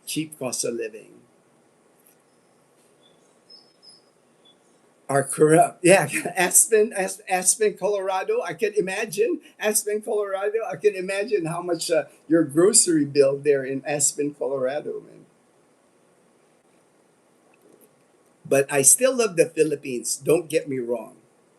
Oh, I understand. I understand, Emilio. It's like, you know, everything is better in the United States. You know, everything, infrastructure, everything about the United States is better than the Philippines. But I think one thing people are realizing, you know, when you're working, it's okay. You can tolerate the expensive cost of living in the United States, right? You can because you're working, you're making good money. But when it's time to like retire and you're not making the same amount of money, a lot of times when you retire, there's a big pay cut from when you were working. Now you're gonna really feel how expensive the US is. That's why people are leaving the United States because they're looking for places where their money will go a longer way, where they're getting good value. Even a simple meal, even a simple meal at McDonald's. You know, people are telling me a simple value quarter pounder of cheese, fries, and a drink is almost $20 at McDonald's. For $20 at McDonald's here in the Philippines, I can take my whole the four of us can Mom, Leanna, Dazzle, and I we can eat at McDonald's for $20 here. That's the value. That's the value you get for your money here. Yep, Kuya, corruption in the Philippines is way different. Yes. And a lot of times, Pinahart, people don't understand that. You know, it's like I try to explain it to them, but I guess they'll have to learn it once they get here. They'll have to learn it when they get here that it's better not to say anything. Yeah. Um, if you're here in the Philippines and you're trying, I know some people got good heart. You know, some people want to help the Filipino people. They want to do positive things here. Uh, all that it's going to create for you here is you're going to create enemies here because there's always going to be two sides here. No matter your position here in the Philippines, no matter what political party, what help you want to do to the Philippines. You're always going to have somebody against you, unfortunately. Even if you mean well, you're good-hearted, you just want to help the Filipino people, you're going to find people here that no matter what you do, you're going to have an enemy here, you know, and you don't want to build enemies in the Philippines because uh, things can go really bad, sideways, so quick here. You say something or offend somebody here in the Philippines, not a good thing. It's better to just if you got a pension coming here, just enjoy the rest of your life. Don't get into politics here. Don't get into like the way they do things. Don't try to change anything here in the Philippines. Just be happy that you're retired in the Philippines. Enjoy the peaceful. Find yourself a nice province area here. Enjoy your morning walks, peaceful walks. Enjoy that. Find yourself a good Filipina and enjoy the rest of your life. If you do really want to help the Filipino people, just volunteer at a local school, donate blood, you know, do things that, hey, you know, just if you're really looking to make yourself feel good, if you're looking for something, but do not get involved with any politics here. Do not get involved with any organization here. What is that? Non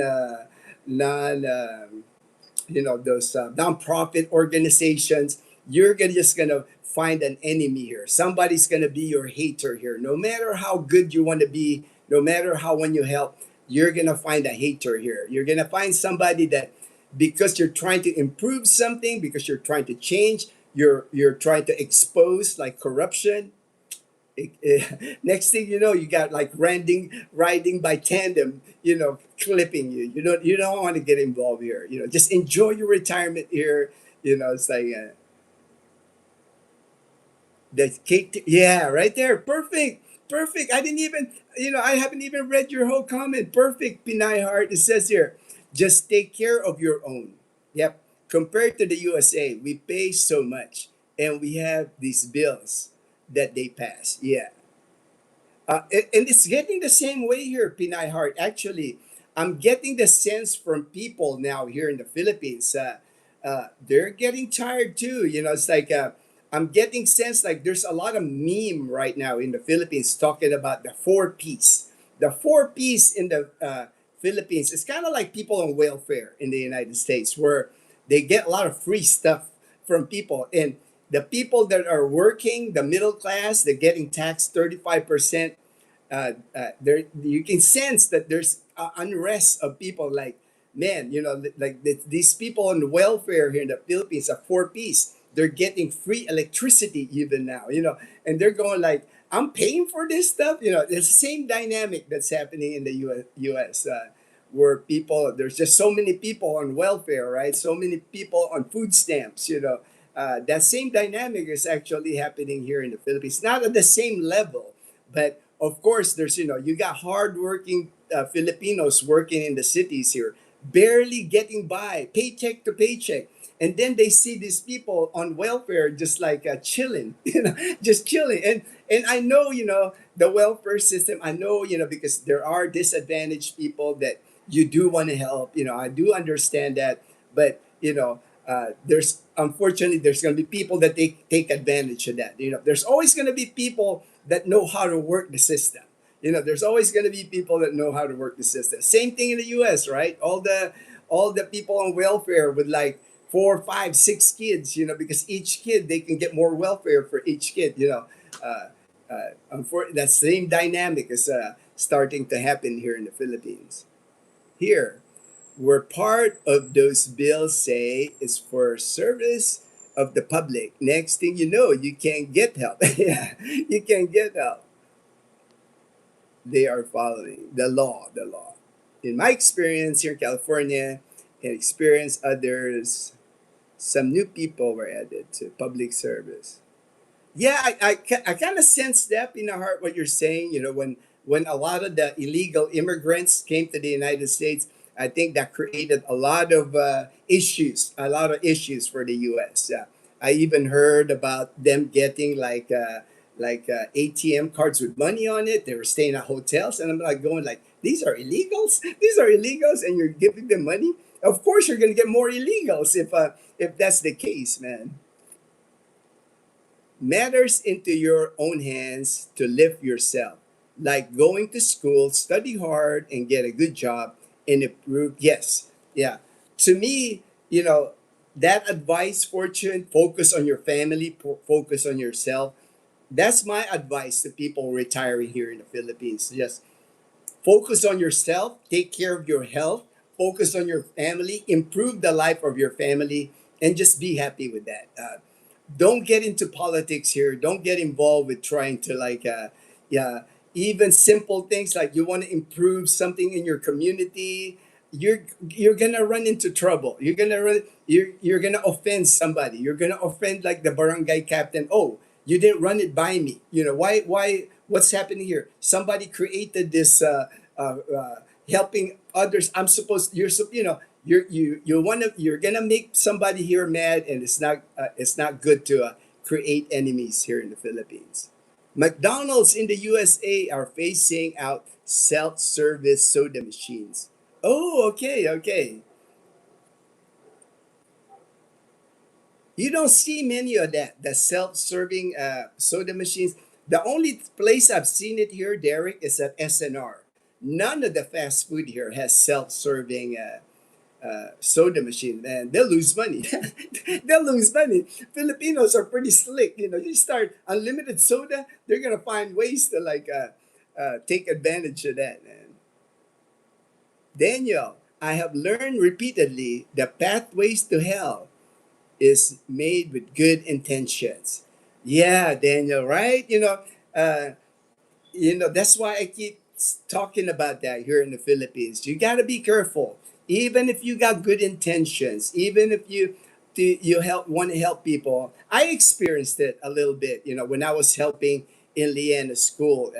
I had that program where I was passing out hundreds of dictionaries because I realized they didn't have dictionaries. I was handing out Christmas party. I was involved with the Leanna school trying to do more. And even at that, there were some parents that weren't happy about me because they feel offended because I didn't run it through them. I didn't think I had to, like the PTA or something, because I figured, man, the water coolers that I've donated, our subscribers are donated, electric fans in the classroom. We've done a lot in Leanna School, right? But unfortunately, there's going to be people that will take it the wrong way. That no matter what you do, that's why I kind of pulled back a little bit on helping out with Leanna School. Being, I'll still help, but I'm more careful now. I know. I can't make them look bad. I can't make the people look bad there, because if I make them look bad, then they won't like me. Seattle, Washington. Hello, bro Ginno. Happy Sunday, everyone. Happy Mother's Day. Happy Mother's Day again.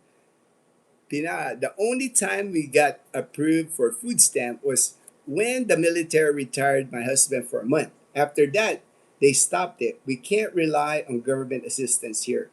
They even when they promised. Yeah, well, unfortunately, in my heart, I think that's common with any government.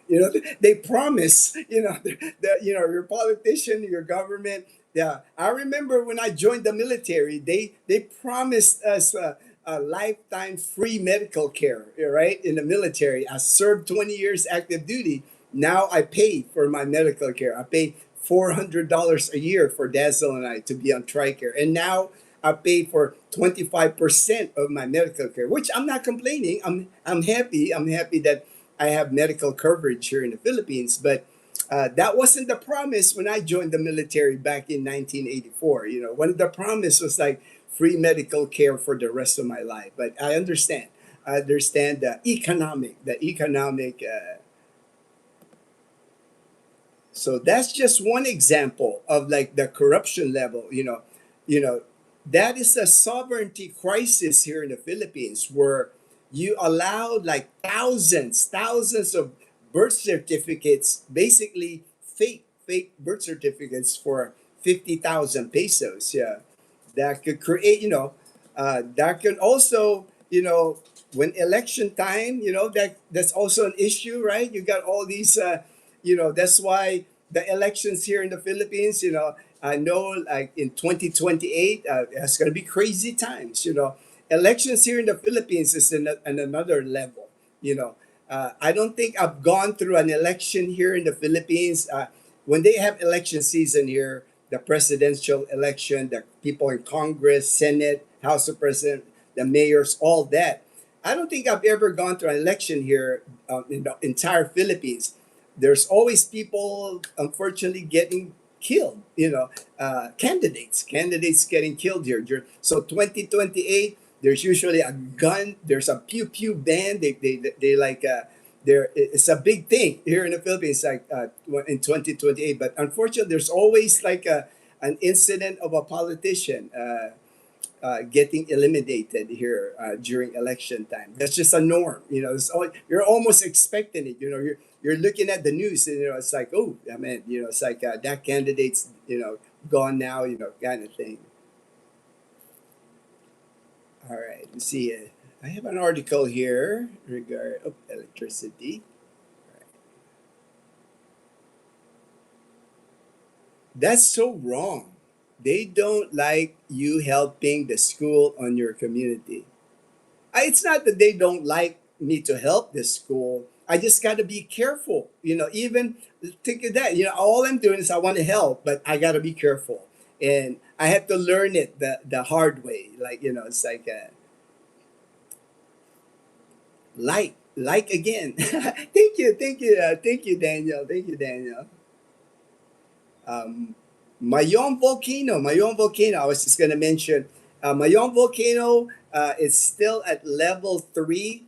Level once it goes to level 4, immediate, imminent eruption. It's still blowing smoke. Mayon volcano, and now they're worried about all the ash deposits, because Mayon volcano is like a strata volcano, perfect cone, like a perfect cone. It's got like a lot of gullies where a lot of like the lava flows. The problem with Mayon volcano, it's emitted so much ash. It's packed ash all over the volcano now, and it's got gullies, and those gullies, they once the rainy season, I mentioned it on my previous live stream. Once the rainy season hits here in July, more like end of June, July, all that ash will like start going down Mayon volcano and into communities. That's why the lahar flows that's gonna come. Um, it's unfortunate because they've had eruptions before my own volcano. They've had areas where it's kind of like how in the U.S. you got like flood prone areas, or there's a history of flood going through an area, right? So a lot of towns in the U.S., you got flood maps, and you don't develop anymore in those areas because another major flood is going to come in that area. Well, I guess because the land space, and I guess I'm sure developers, I'm sure it was cheaper land close to Mayon volcano. Uh, the past 20 years, the same areas where it got damaged 20 years ago, is even become more populated, which, another disaster waiting to happen. But, it's amazing how nobody ever had that foresight. I hope nothing happens. I'm praying, I hope nothing happens. But, from reading all the articles that I've been reading about my own volcano, once the rainy season comes here in the Philippines, and that area, Bicol region, some of the wettest area in the Philippines, half of the typhoons in the Philippines kind of goes through that route. The route normally of typhoons in the Philippines is like eastern Visayas. It goes eastern Visayas. It has a northwest trajectory. Eastern Visayas, it starts going up to like the Bicol Albay region, and then northern Luzon. About half of the typhoons every year, it's got that trajectory. So where the volcano sits, Mayon volcano sits, they get hit. There were flooding there last year in the Albay area. So now with the combination of the ash, compacting the volcano, putting ash on the rivers, the same areas that got flooded last year. Once the rainy season come, man, it's like I'm just praying. Hopefully, we don't get as many typhoon and as many rain in that area, because it's not. I don't think it's going to be good. I don't think it's going to be good. Expat, be safe. Oh, God bless. Thank you. Thank you. Breathe clean, please. All right. All right. Thank you, Blues. Fortune, the PTA wants you to course through them so they get the pokey points. I know. I understand. I understand. And I usually run it through the principal. Anything I do, I've learned over time that anything I do with Leanna's school, I always kind of route it to the principal. I'd had a good relationship with the principal. But even when you do that, you're still gonna hear negative. Some parents, somebody, you might hurt somebody's feelings because they feel like you're not really, like maybe looking down on them, that they can provide from the. I don't know, but I've just learned that no matter how good intentions you have, it's like expect to hear something negative. Expect to hear something negative. Even the school, I remember, it was in this last year. They even awarded me with an award in front of the school during a graduation because of the things that I've done for the school, right? But even then, it's like even Dazzle was telling me she was hearing some of the parents that weren't happy. Like I don't know, but like they felt like I was doing it because of my YouTube channel. Like it didn't help my helping the school doesn't help my YouTube chats. But you'll always hear something. There's always a hater. There's always a hater, unfortunately. But it won't deter me. I know once the school year here starts, I'm still gonna help in my quiet way. I have some subscribers that I know I can just like, hey bro, can you help me out here? I need to buy some electric fans. I need to buy some water coolers for the kids. And I know I have certain subscribers. I don't even have to ask them twice. I know they just have good hearts. Ray from Sacramento is one of them. He's just got a good heart. He just wants anything to help the people here in the Philippines. I know, and no questions asked. I don't have to like, I got to be careful with that anyway because I'm not like what is that like fundraising, or I'm not a foundation. I'm not a I'm careful on my YouTube to do that anyway, because I don't want to get in trouble with the Philippine government here. That's why you never hear me ask for money. I don't take money. Everything I do it for free because I don't want to ever make it look like I'm accepting money in our channel. And they will hate you. They will look bad and they would hate you. PTA, same issues here. LOL, Pinahard, the same issues here. Good morning, my brother. Good morning, Ray. Happy Mother's Day. Happy Mother's Day. We're going to take mom here for sure. Once the live stream, once Dazzle gets up. Leanna's probably taking a nap now because she gets up early on Sunday. God bless. God bless. For sure. For sure. The PTA here asks parents to pay $25 a year. That's when they help their parents. I don't involve myself with them. I don't. Yeah. Here they don't ask. They don't. The PTA here, they don't. I don't think they can. I don't. It's like they've never asked for money. So what if I want to donate an electric fan or ceiling fan for school to make the kids more comfortable? Yeah, if you do, Emilio, just contact me. We'll do it. I'll make sure when I buy the electric fan, I'll make sure you see the receipt, and I'll even take a picture of it when we install it in the classroom. That's how I've been doing it. That's how I've been doing it because I want to make sure that you see where your money's going. You see, and I do that every year. Every year, I'll do it again when school starts here because they need it. They need it, man. The public school here, the classroom.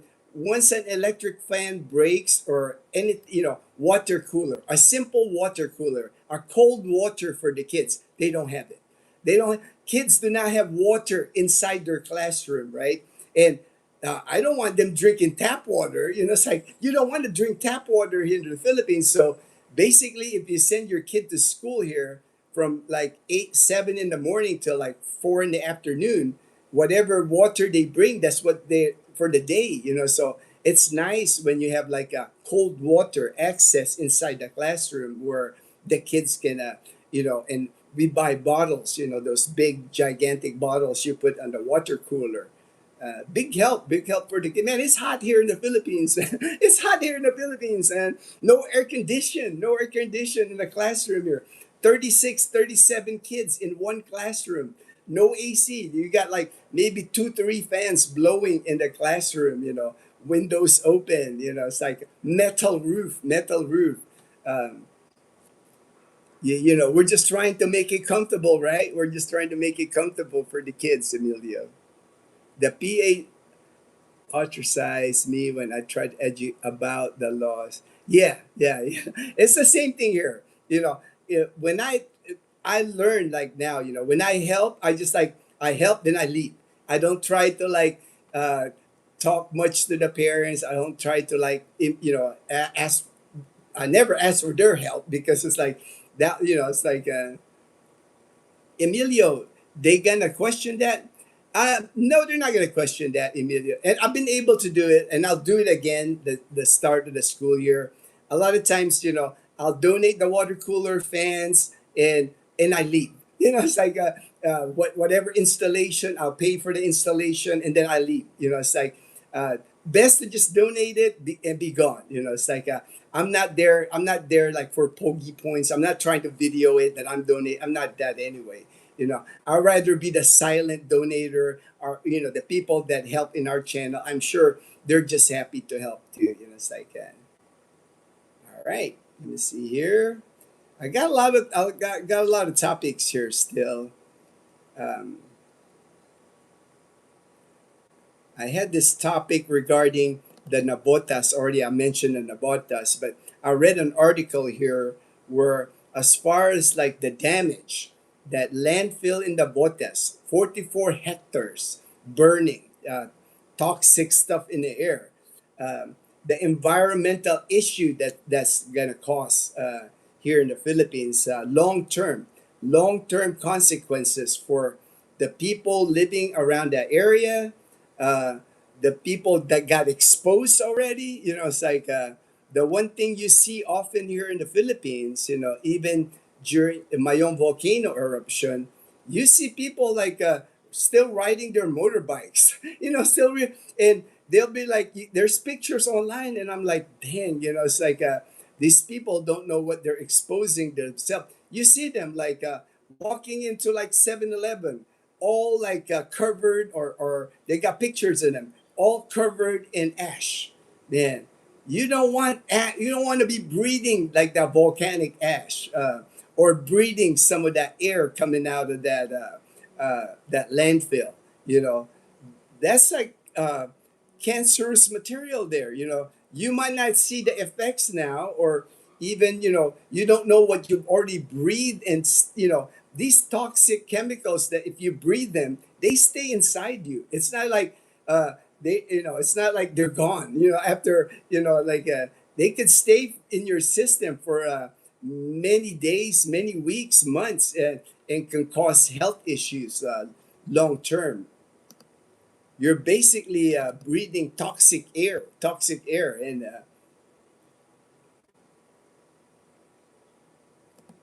and I'm sure it's not going to be the last. It's not going to be a last of something like this happening, because once it happens, that's the thing here in the Philippines. It seemed like, I'm pretty sure the way Nabotas landfill was mismanaged.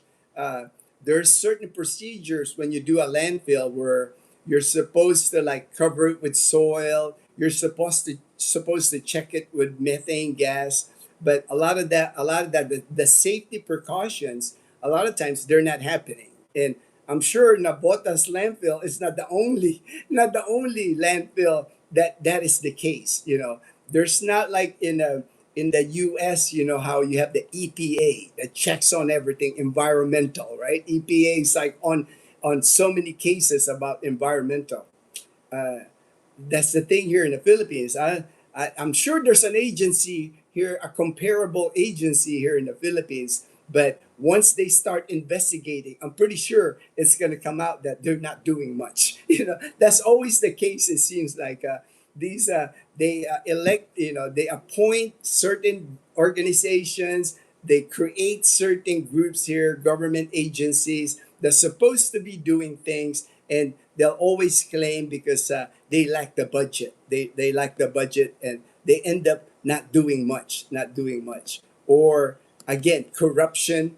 Where a new factory or a factory releasing toxic chemicals into the water. There's organizations here, I'm sure, that's supposed to be checking that, but again, the level of corruption here, there's always a person that you can pay off here, and they'll go look the other way. Look the other way, unfortunately.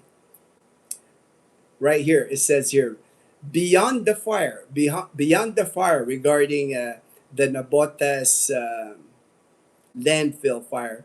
Burning waste releases an array of toxic pollutants into the air, including fine particulate matter known as PM2.5. I've never heard of PM2.5, but it doesn't sound good. It doesn't sound good. This PM2.5, microscopic particles small enough to penetrate deep into the lungs and the bloodstream.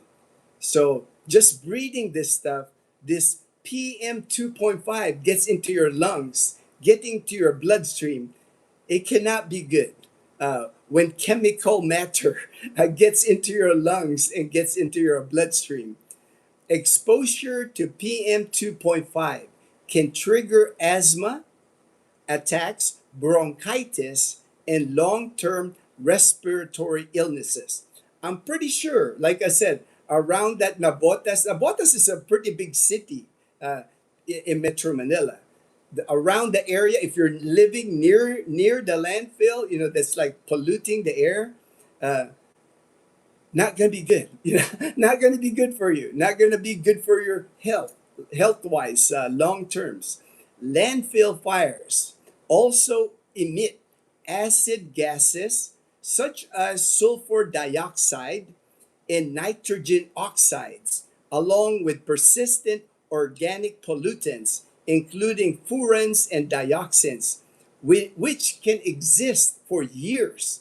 So, like this Nabotas land purifier, stuff in the air is going to be existing for years to come, years, not like a couple of weeks, not like it'll be gone. It's like it's going to be in the air for like years to come. So, like I said, I'm sure years to come, there's going to be a higher rate in that area of people developing all kinds of diseases, all kinds of cancers, and could have been all avoided if those landfills were properly managed. If those landfills, if there was somebody checking, making sure that they were throwing soil over it, making sure that methane gas is not developing, making sure that, it is what it is. It's like, and the next thing we'll hear, it's not happening yet.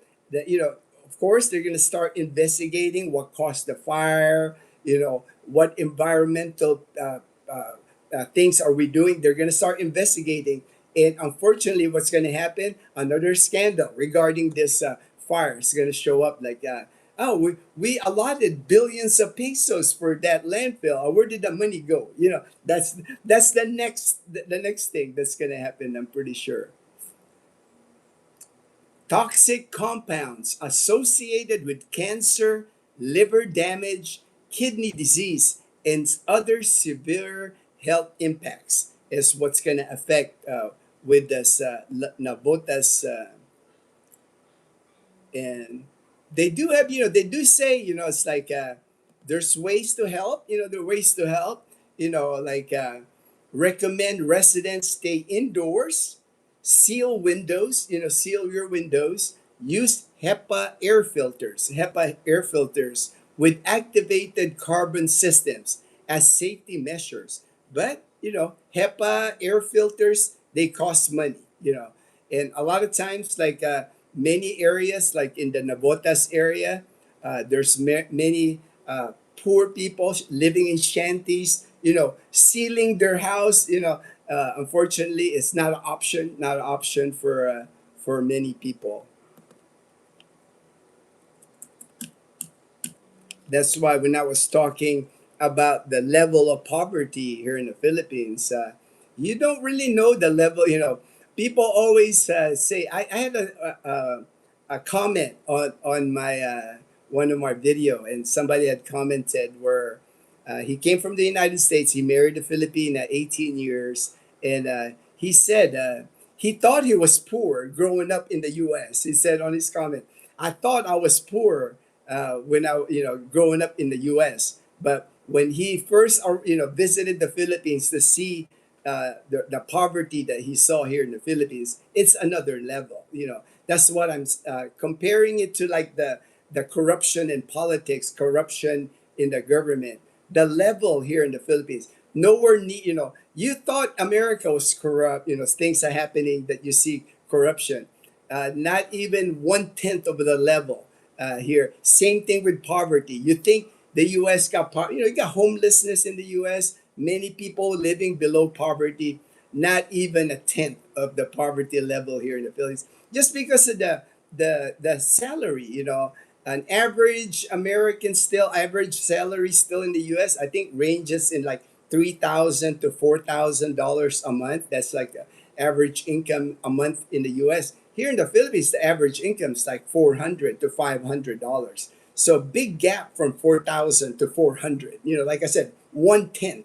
People here make 1/10 of the money that people make in the U.S. So that's the reason why the level of poverty here.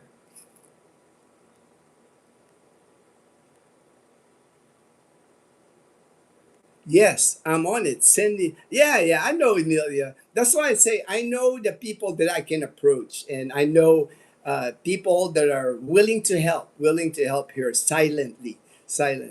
And I don't make big noise, man. Anything I do with the school, any fundraise, anything that I help, I don't make it into a big deal. I don't film it. I don't do it. It's like all I know is like the people that I'm friends with, Emilio being one, Ray's being one.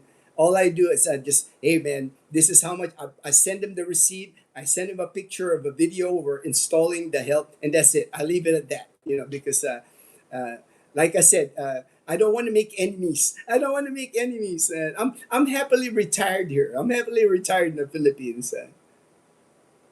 Emilio, LOL. Brian, good morning, Gino, and the rest of the Panay posse from Iloilo. All right, he made it. I know Brian made it to Iloilo City last night. I know he arrived. I've been messaging with Brian. He was in Cebu City. He got started with his SRRV in Cebu City. Now he's in Iloilo City, starting his life in Iloilo City. Good morning, Brian. God bless. God bless. Doesn't Nabotas have some good bagoong? Good bagoong? I don't know. I think the bagoong, I know Pampanga seem like, and Pangasinan, I think those are the provinces that are known for bagoong. Navotas to me, I've always known Navotas as one of the areas that flood. That I know that there's always flooding in Navotas from the years of what I hear about Navotas is a flood-prone area. Lots of floods happening, kind of like Marikina, Navotas in Metro Manila is always flooding in those areas. It's all I know about Navotas. I've never been. I've never been to Navotas. I used to hang out there during my college days because of my classmates. Yeah, I never got to hang out. I never got to hang out in Nabotas. With me, I went to school in Intramuros, Letran College. My elementary years is an all boys Catholic school until I graduated grade six, and then we moved to the United States. I was hanging out during my time in the 70s. I was hanging out at Harrison Plaza, that area. Ali Mall in Cubao, and then also Harrison Plaza was a big place. I was in elementary. It's like even at elementary, I was riding a jeepney from Quezon City to Manila, and it was okay. Back then anyway.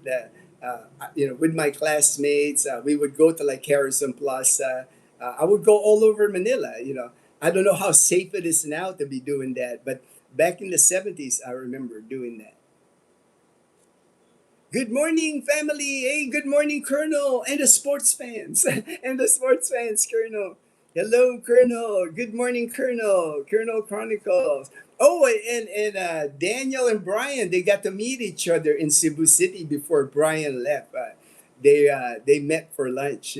It's always cool how you guys some of you I haven't met in person, like Brian, I haven't met in person, but you're meeting each other.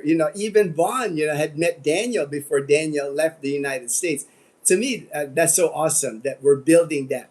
We're building that connection just through our live stream, through the friendships here on the live stream. Sure, I'm sure it's happening. It's going to happen with Fortune too.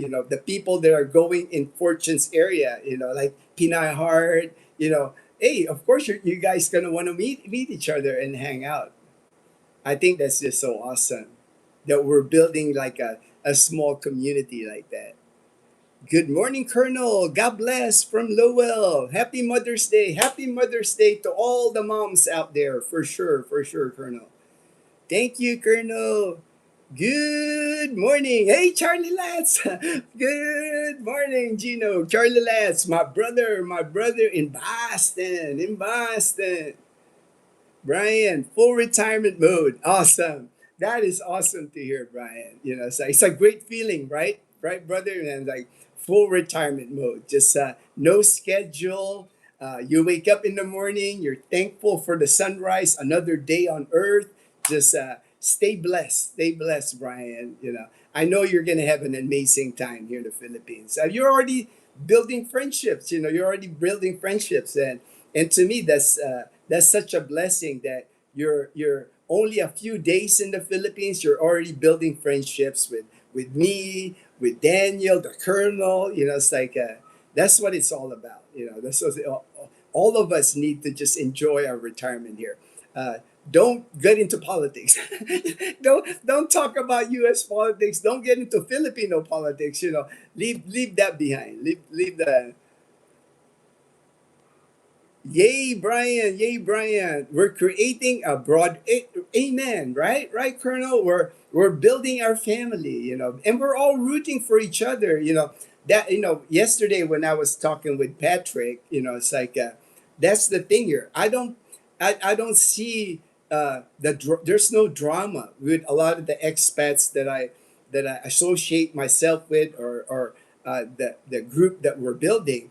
We're just happy to be retired, and we want to wish everybody a good retirement here. We're not creating any drama. We just want to have everybody be happy here. It's like, that's why I'm saying, like, then, I got to find out, Colonel, for sure when, I was thinking the Canadian Beaver second year anniversary was next month, because I attended the first anniversary last year in June. So I'll have to find out when it is, and we can all schedule all the Panay posse, everybody go to the Canadian Beaver for the second anniversary. I know Michael will appreciate that if we support him that way. It was nice to meet Daniel and chat for a couple of hours. Yeah, because you guys are, you're perfect. You guys are like starting out, starting your retirement life here. You got so much in common. Yes, Gino, I thank the good Lord every day that I was gifted. Yes, amen. It's such a blessing, right, Brian? Especially now you hear so many people, even if they want to retire, they can't retire. They have to work till full Social Security. Like for me, that would be 67. Or some people, even when they get Social Security, they can't retire. They just don't have enough money, or they're in a situation where they have to still work, or they still have to get part-time work in order to survive. It's such a blessing to like wake up every day free. For me, retirement to me means freedom. That was freedom from all, freedom from chasing money, freedom from, that's why, I made it a point once I'm retired, I used to invest in stocks, mutual funds. I did REITs, you name it. I was like, E-Trade investing. But once I retired, I eliminated all that because I didn't want it. I have time deposits now in the banks. I know they only make 5%, 6%, but I'm happy with that because I don't have to worry about it. I don't have to watch those ticker symbols. I don't have to read, research stocks and all that. It's like, I have better things to do in my life now than looking at money, or before I have enough money coming in, I'm able to save part of my pension, and I'm content with that. It's like, I think at some point of everybody's life, I think the sooner you're content with how much money you have or how much money coming into you, not chasing the money anymore, the happier you will be. Yeah. Unfortunately, chasing money a lot of times just creates stress, in my opinion. In my opinion. All right, I'm at the 2 hour mark now, so I'm gonna end the live stream right here. I always try to do like a 2 hour live stream. I gotta check the basketball game now. The Lakers, I think they're playing Oklahoma, so I'll watch a little bit of basketball until Dazzle and them wake up. I agree 100%. Thank you, Brian. Right? To me, I've just learned it, Brian, that once I eliminated that trying to make money, like once I realized that, man, I'm just blessed. I have a pension. I have a military pension. All I have to do now is like live below my pension, live below my means. The last 15 years, I've been doing that. I'm able to save money from my pension for the last 15 years. To me, everything else is easy. Everything for me now is just like living day to day and enjoying my walks in the morning, enjoying my time with my family. I put more value in that. I'm no longer chasing. I'm no longer chasing the money. Chasing the money, well, to me, just will create stress in your life because no matter what you say, like people tell me, oh, it's you can make money on this stock, you can do this, but the thing is, you're gonna be watching that stock. That stock, when it's going, it makes you feel good when you're invested in a good stock that's going up. But when that stock goes drop, it doesn't. It's not a good feeling when you're losing money. You and the girls have a well. Thank you so much, Brian. Yes, we're gonna have an awesome time. We're gonna have a brunch for mom for Mother's Day. Probably hit the massage chair at the mall. We're gonna sit there for an hour. It's funny because all four of us will be like getting a massage, and then after that, just maybe get like that waffle thing. Man, they got this waffle at the mall that is a waffle they cook, and you can get bananas in there, peanut butter. They fold it, or chocolate syrup. Gets toasty on the outside. We'll make it a day. We'll make it a day for sure at here in Calibo. Have a great day, evening posse. All right, thank you, thank you. We'll do, Colonel. We'll do, Colonel. Have a great day. Stay in touch, Brian. Stay in touch, of course, of course. Stay blessed, everyone. Stay blessed, everyone, and enjoy Mother's Day. Definitely enjoy Mother's Day. Thank you so much, everyone, for joining the live stream. Happy Mother's Day to your wife. Yes, happy Mother's Day. Thank you. Thank you so much, Henry. All right, take care, everyone. Everyone, stay blessed. Stay blessed.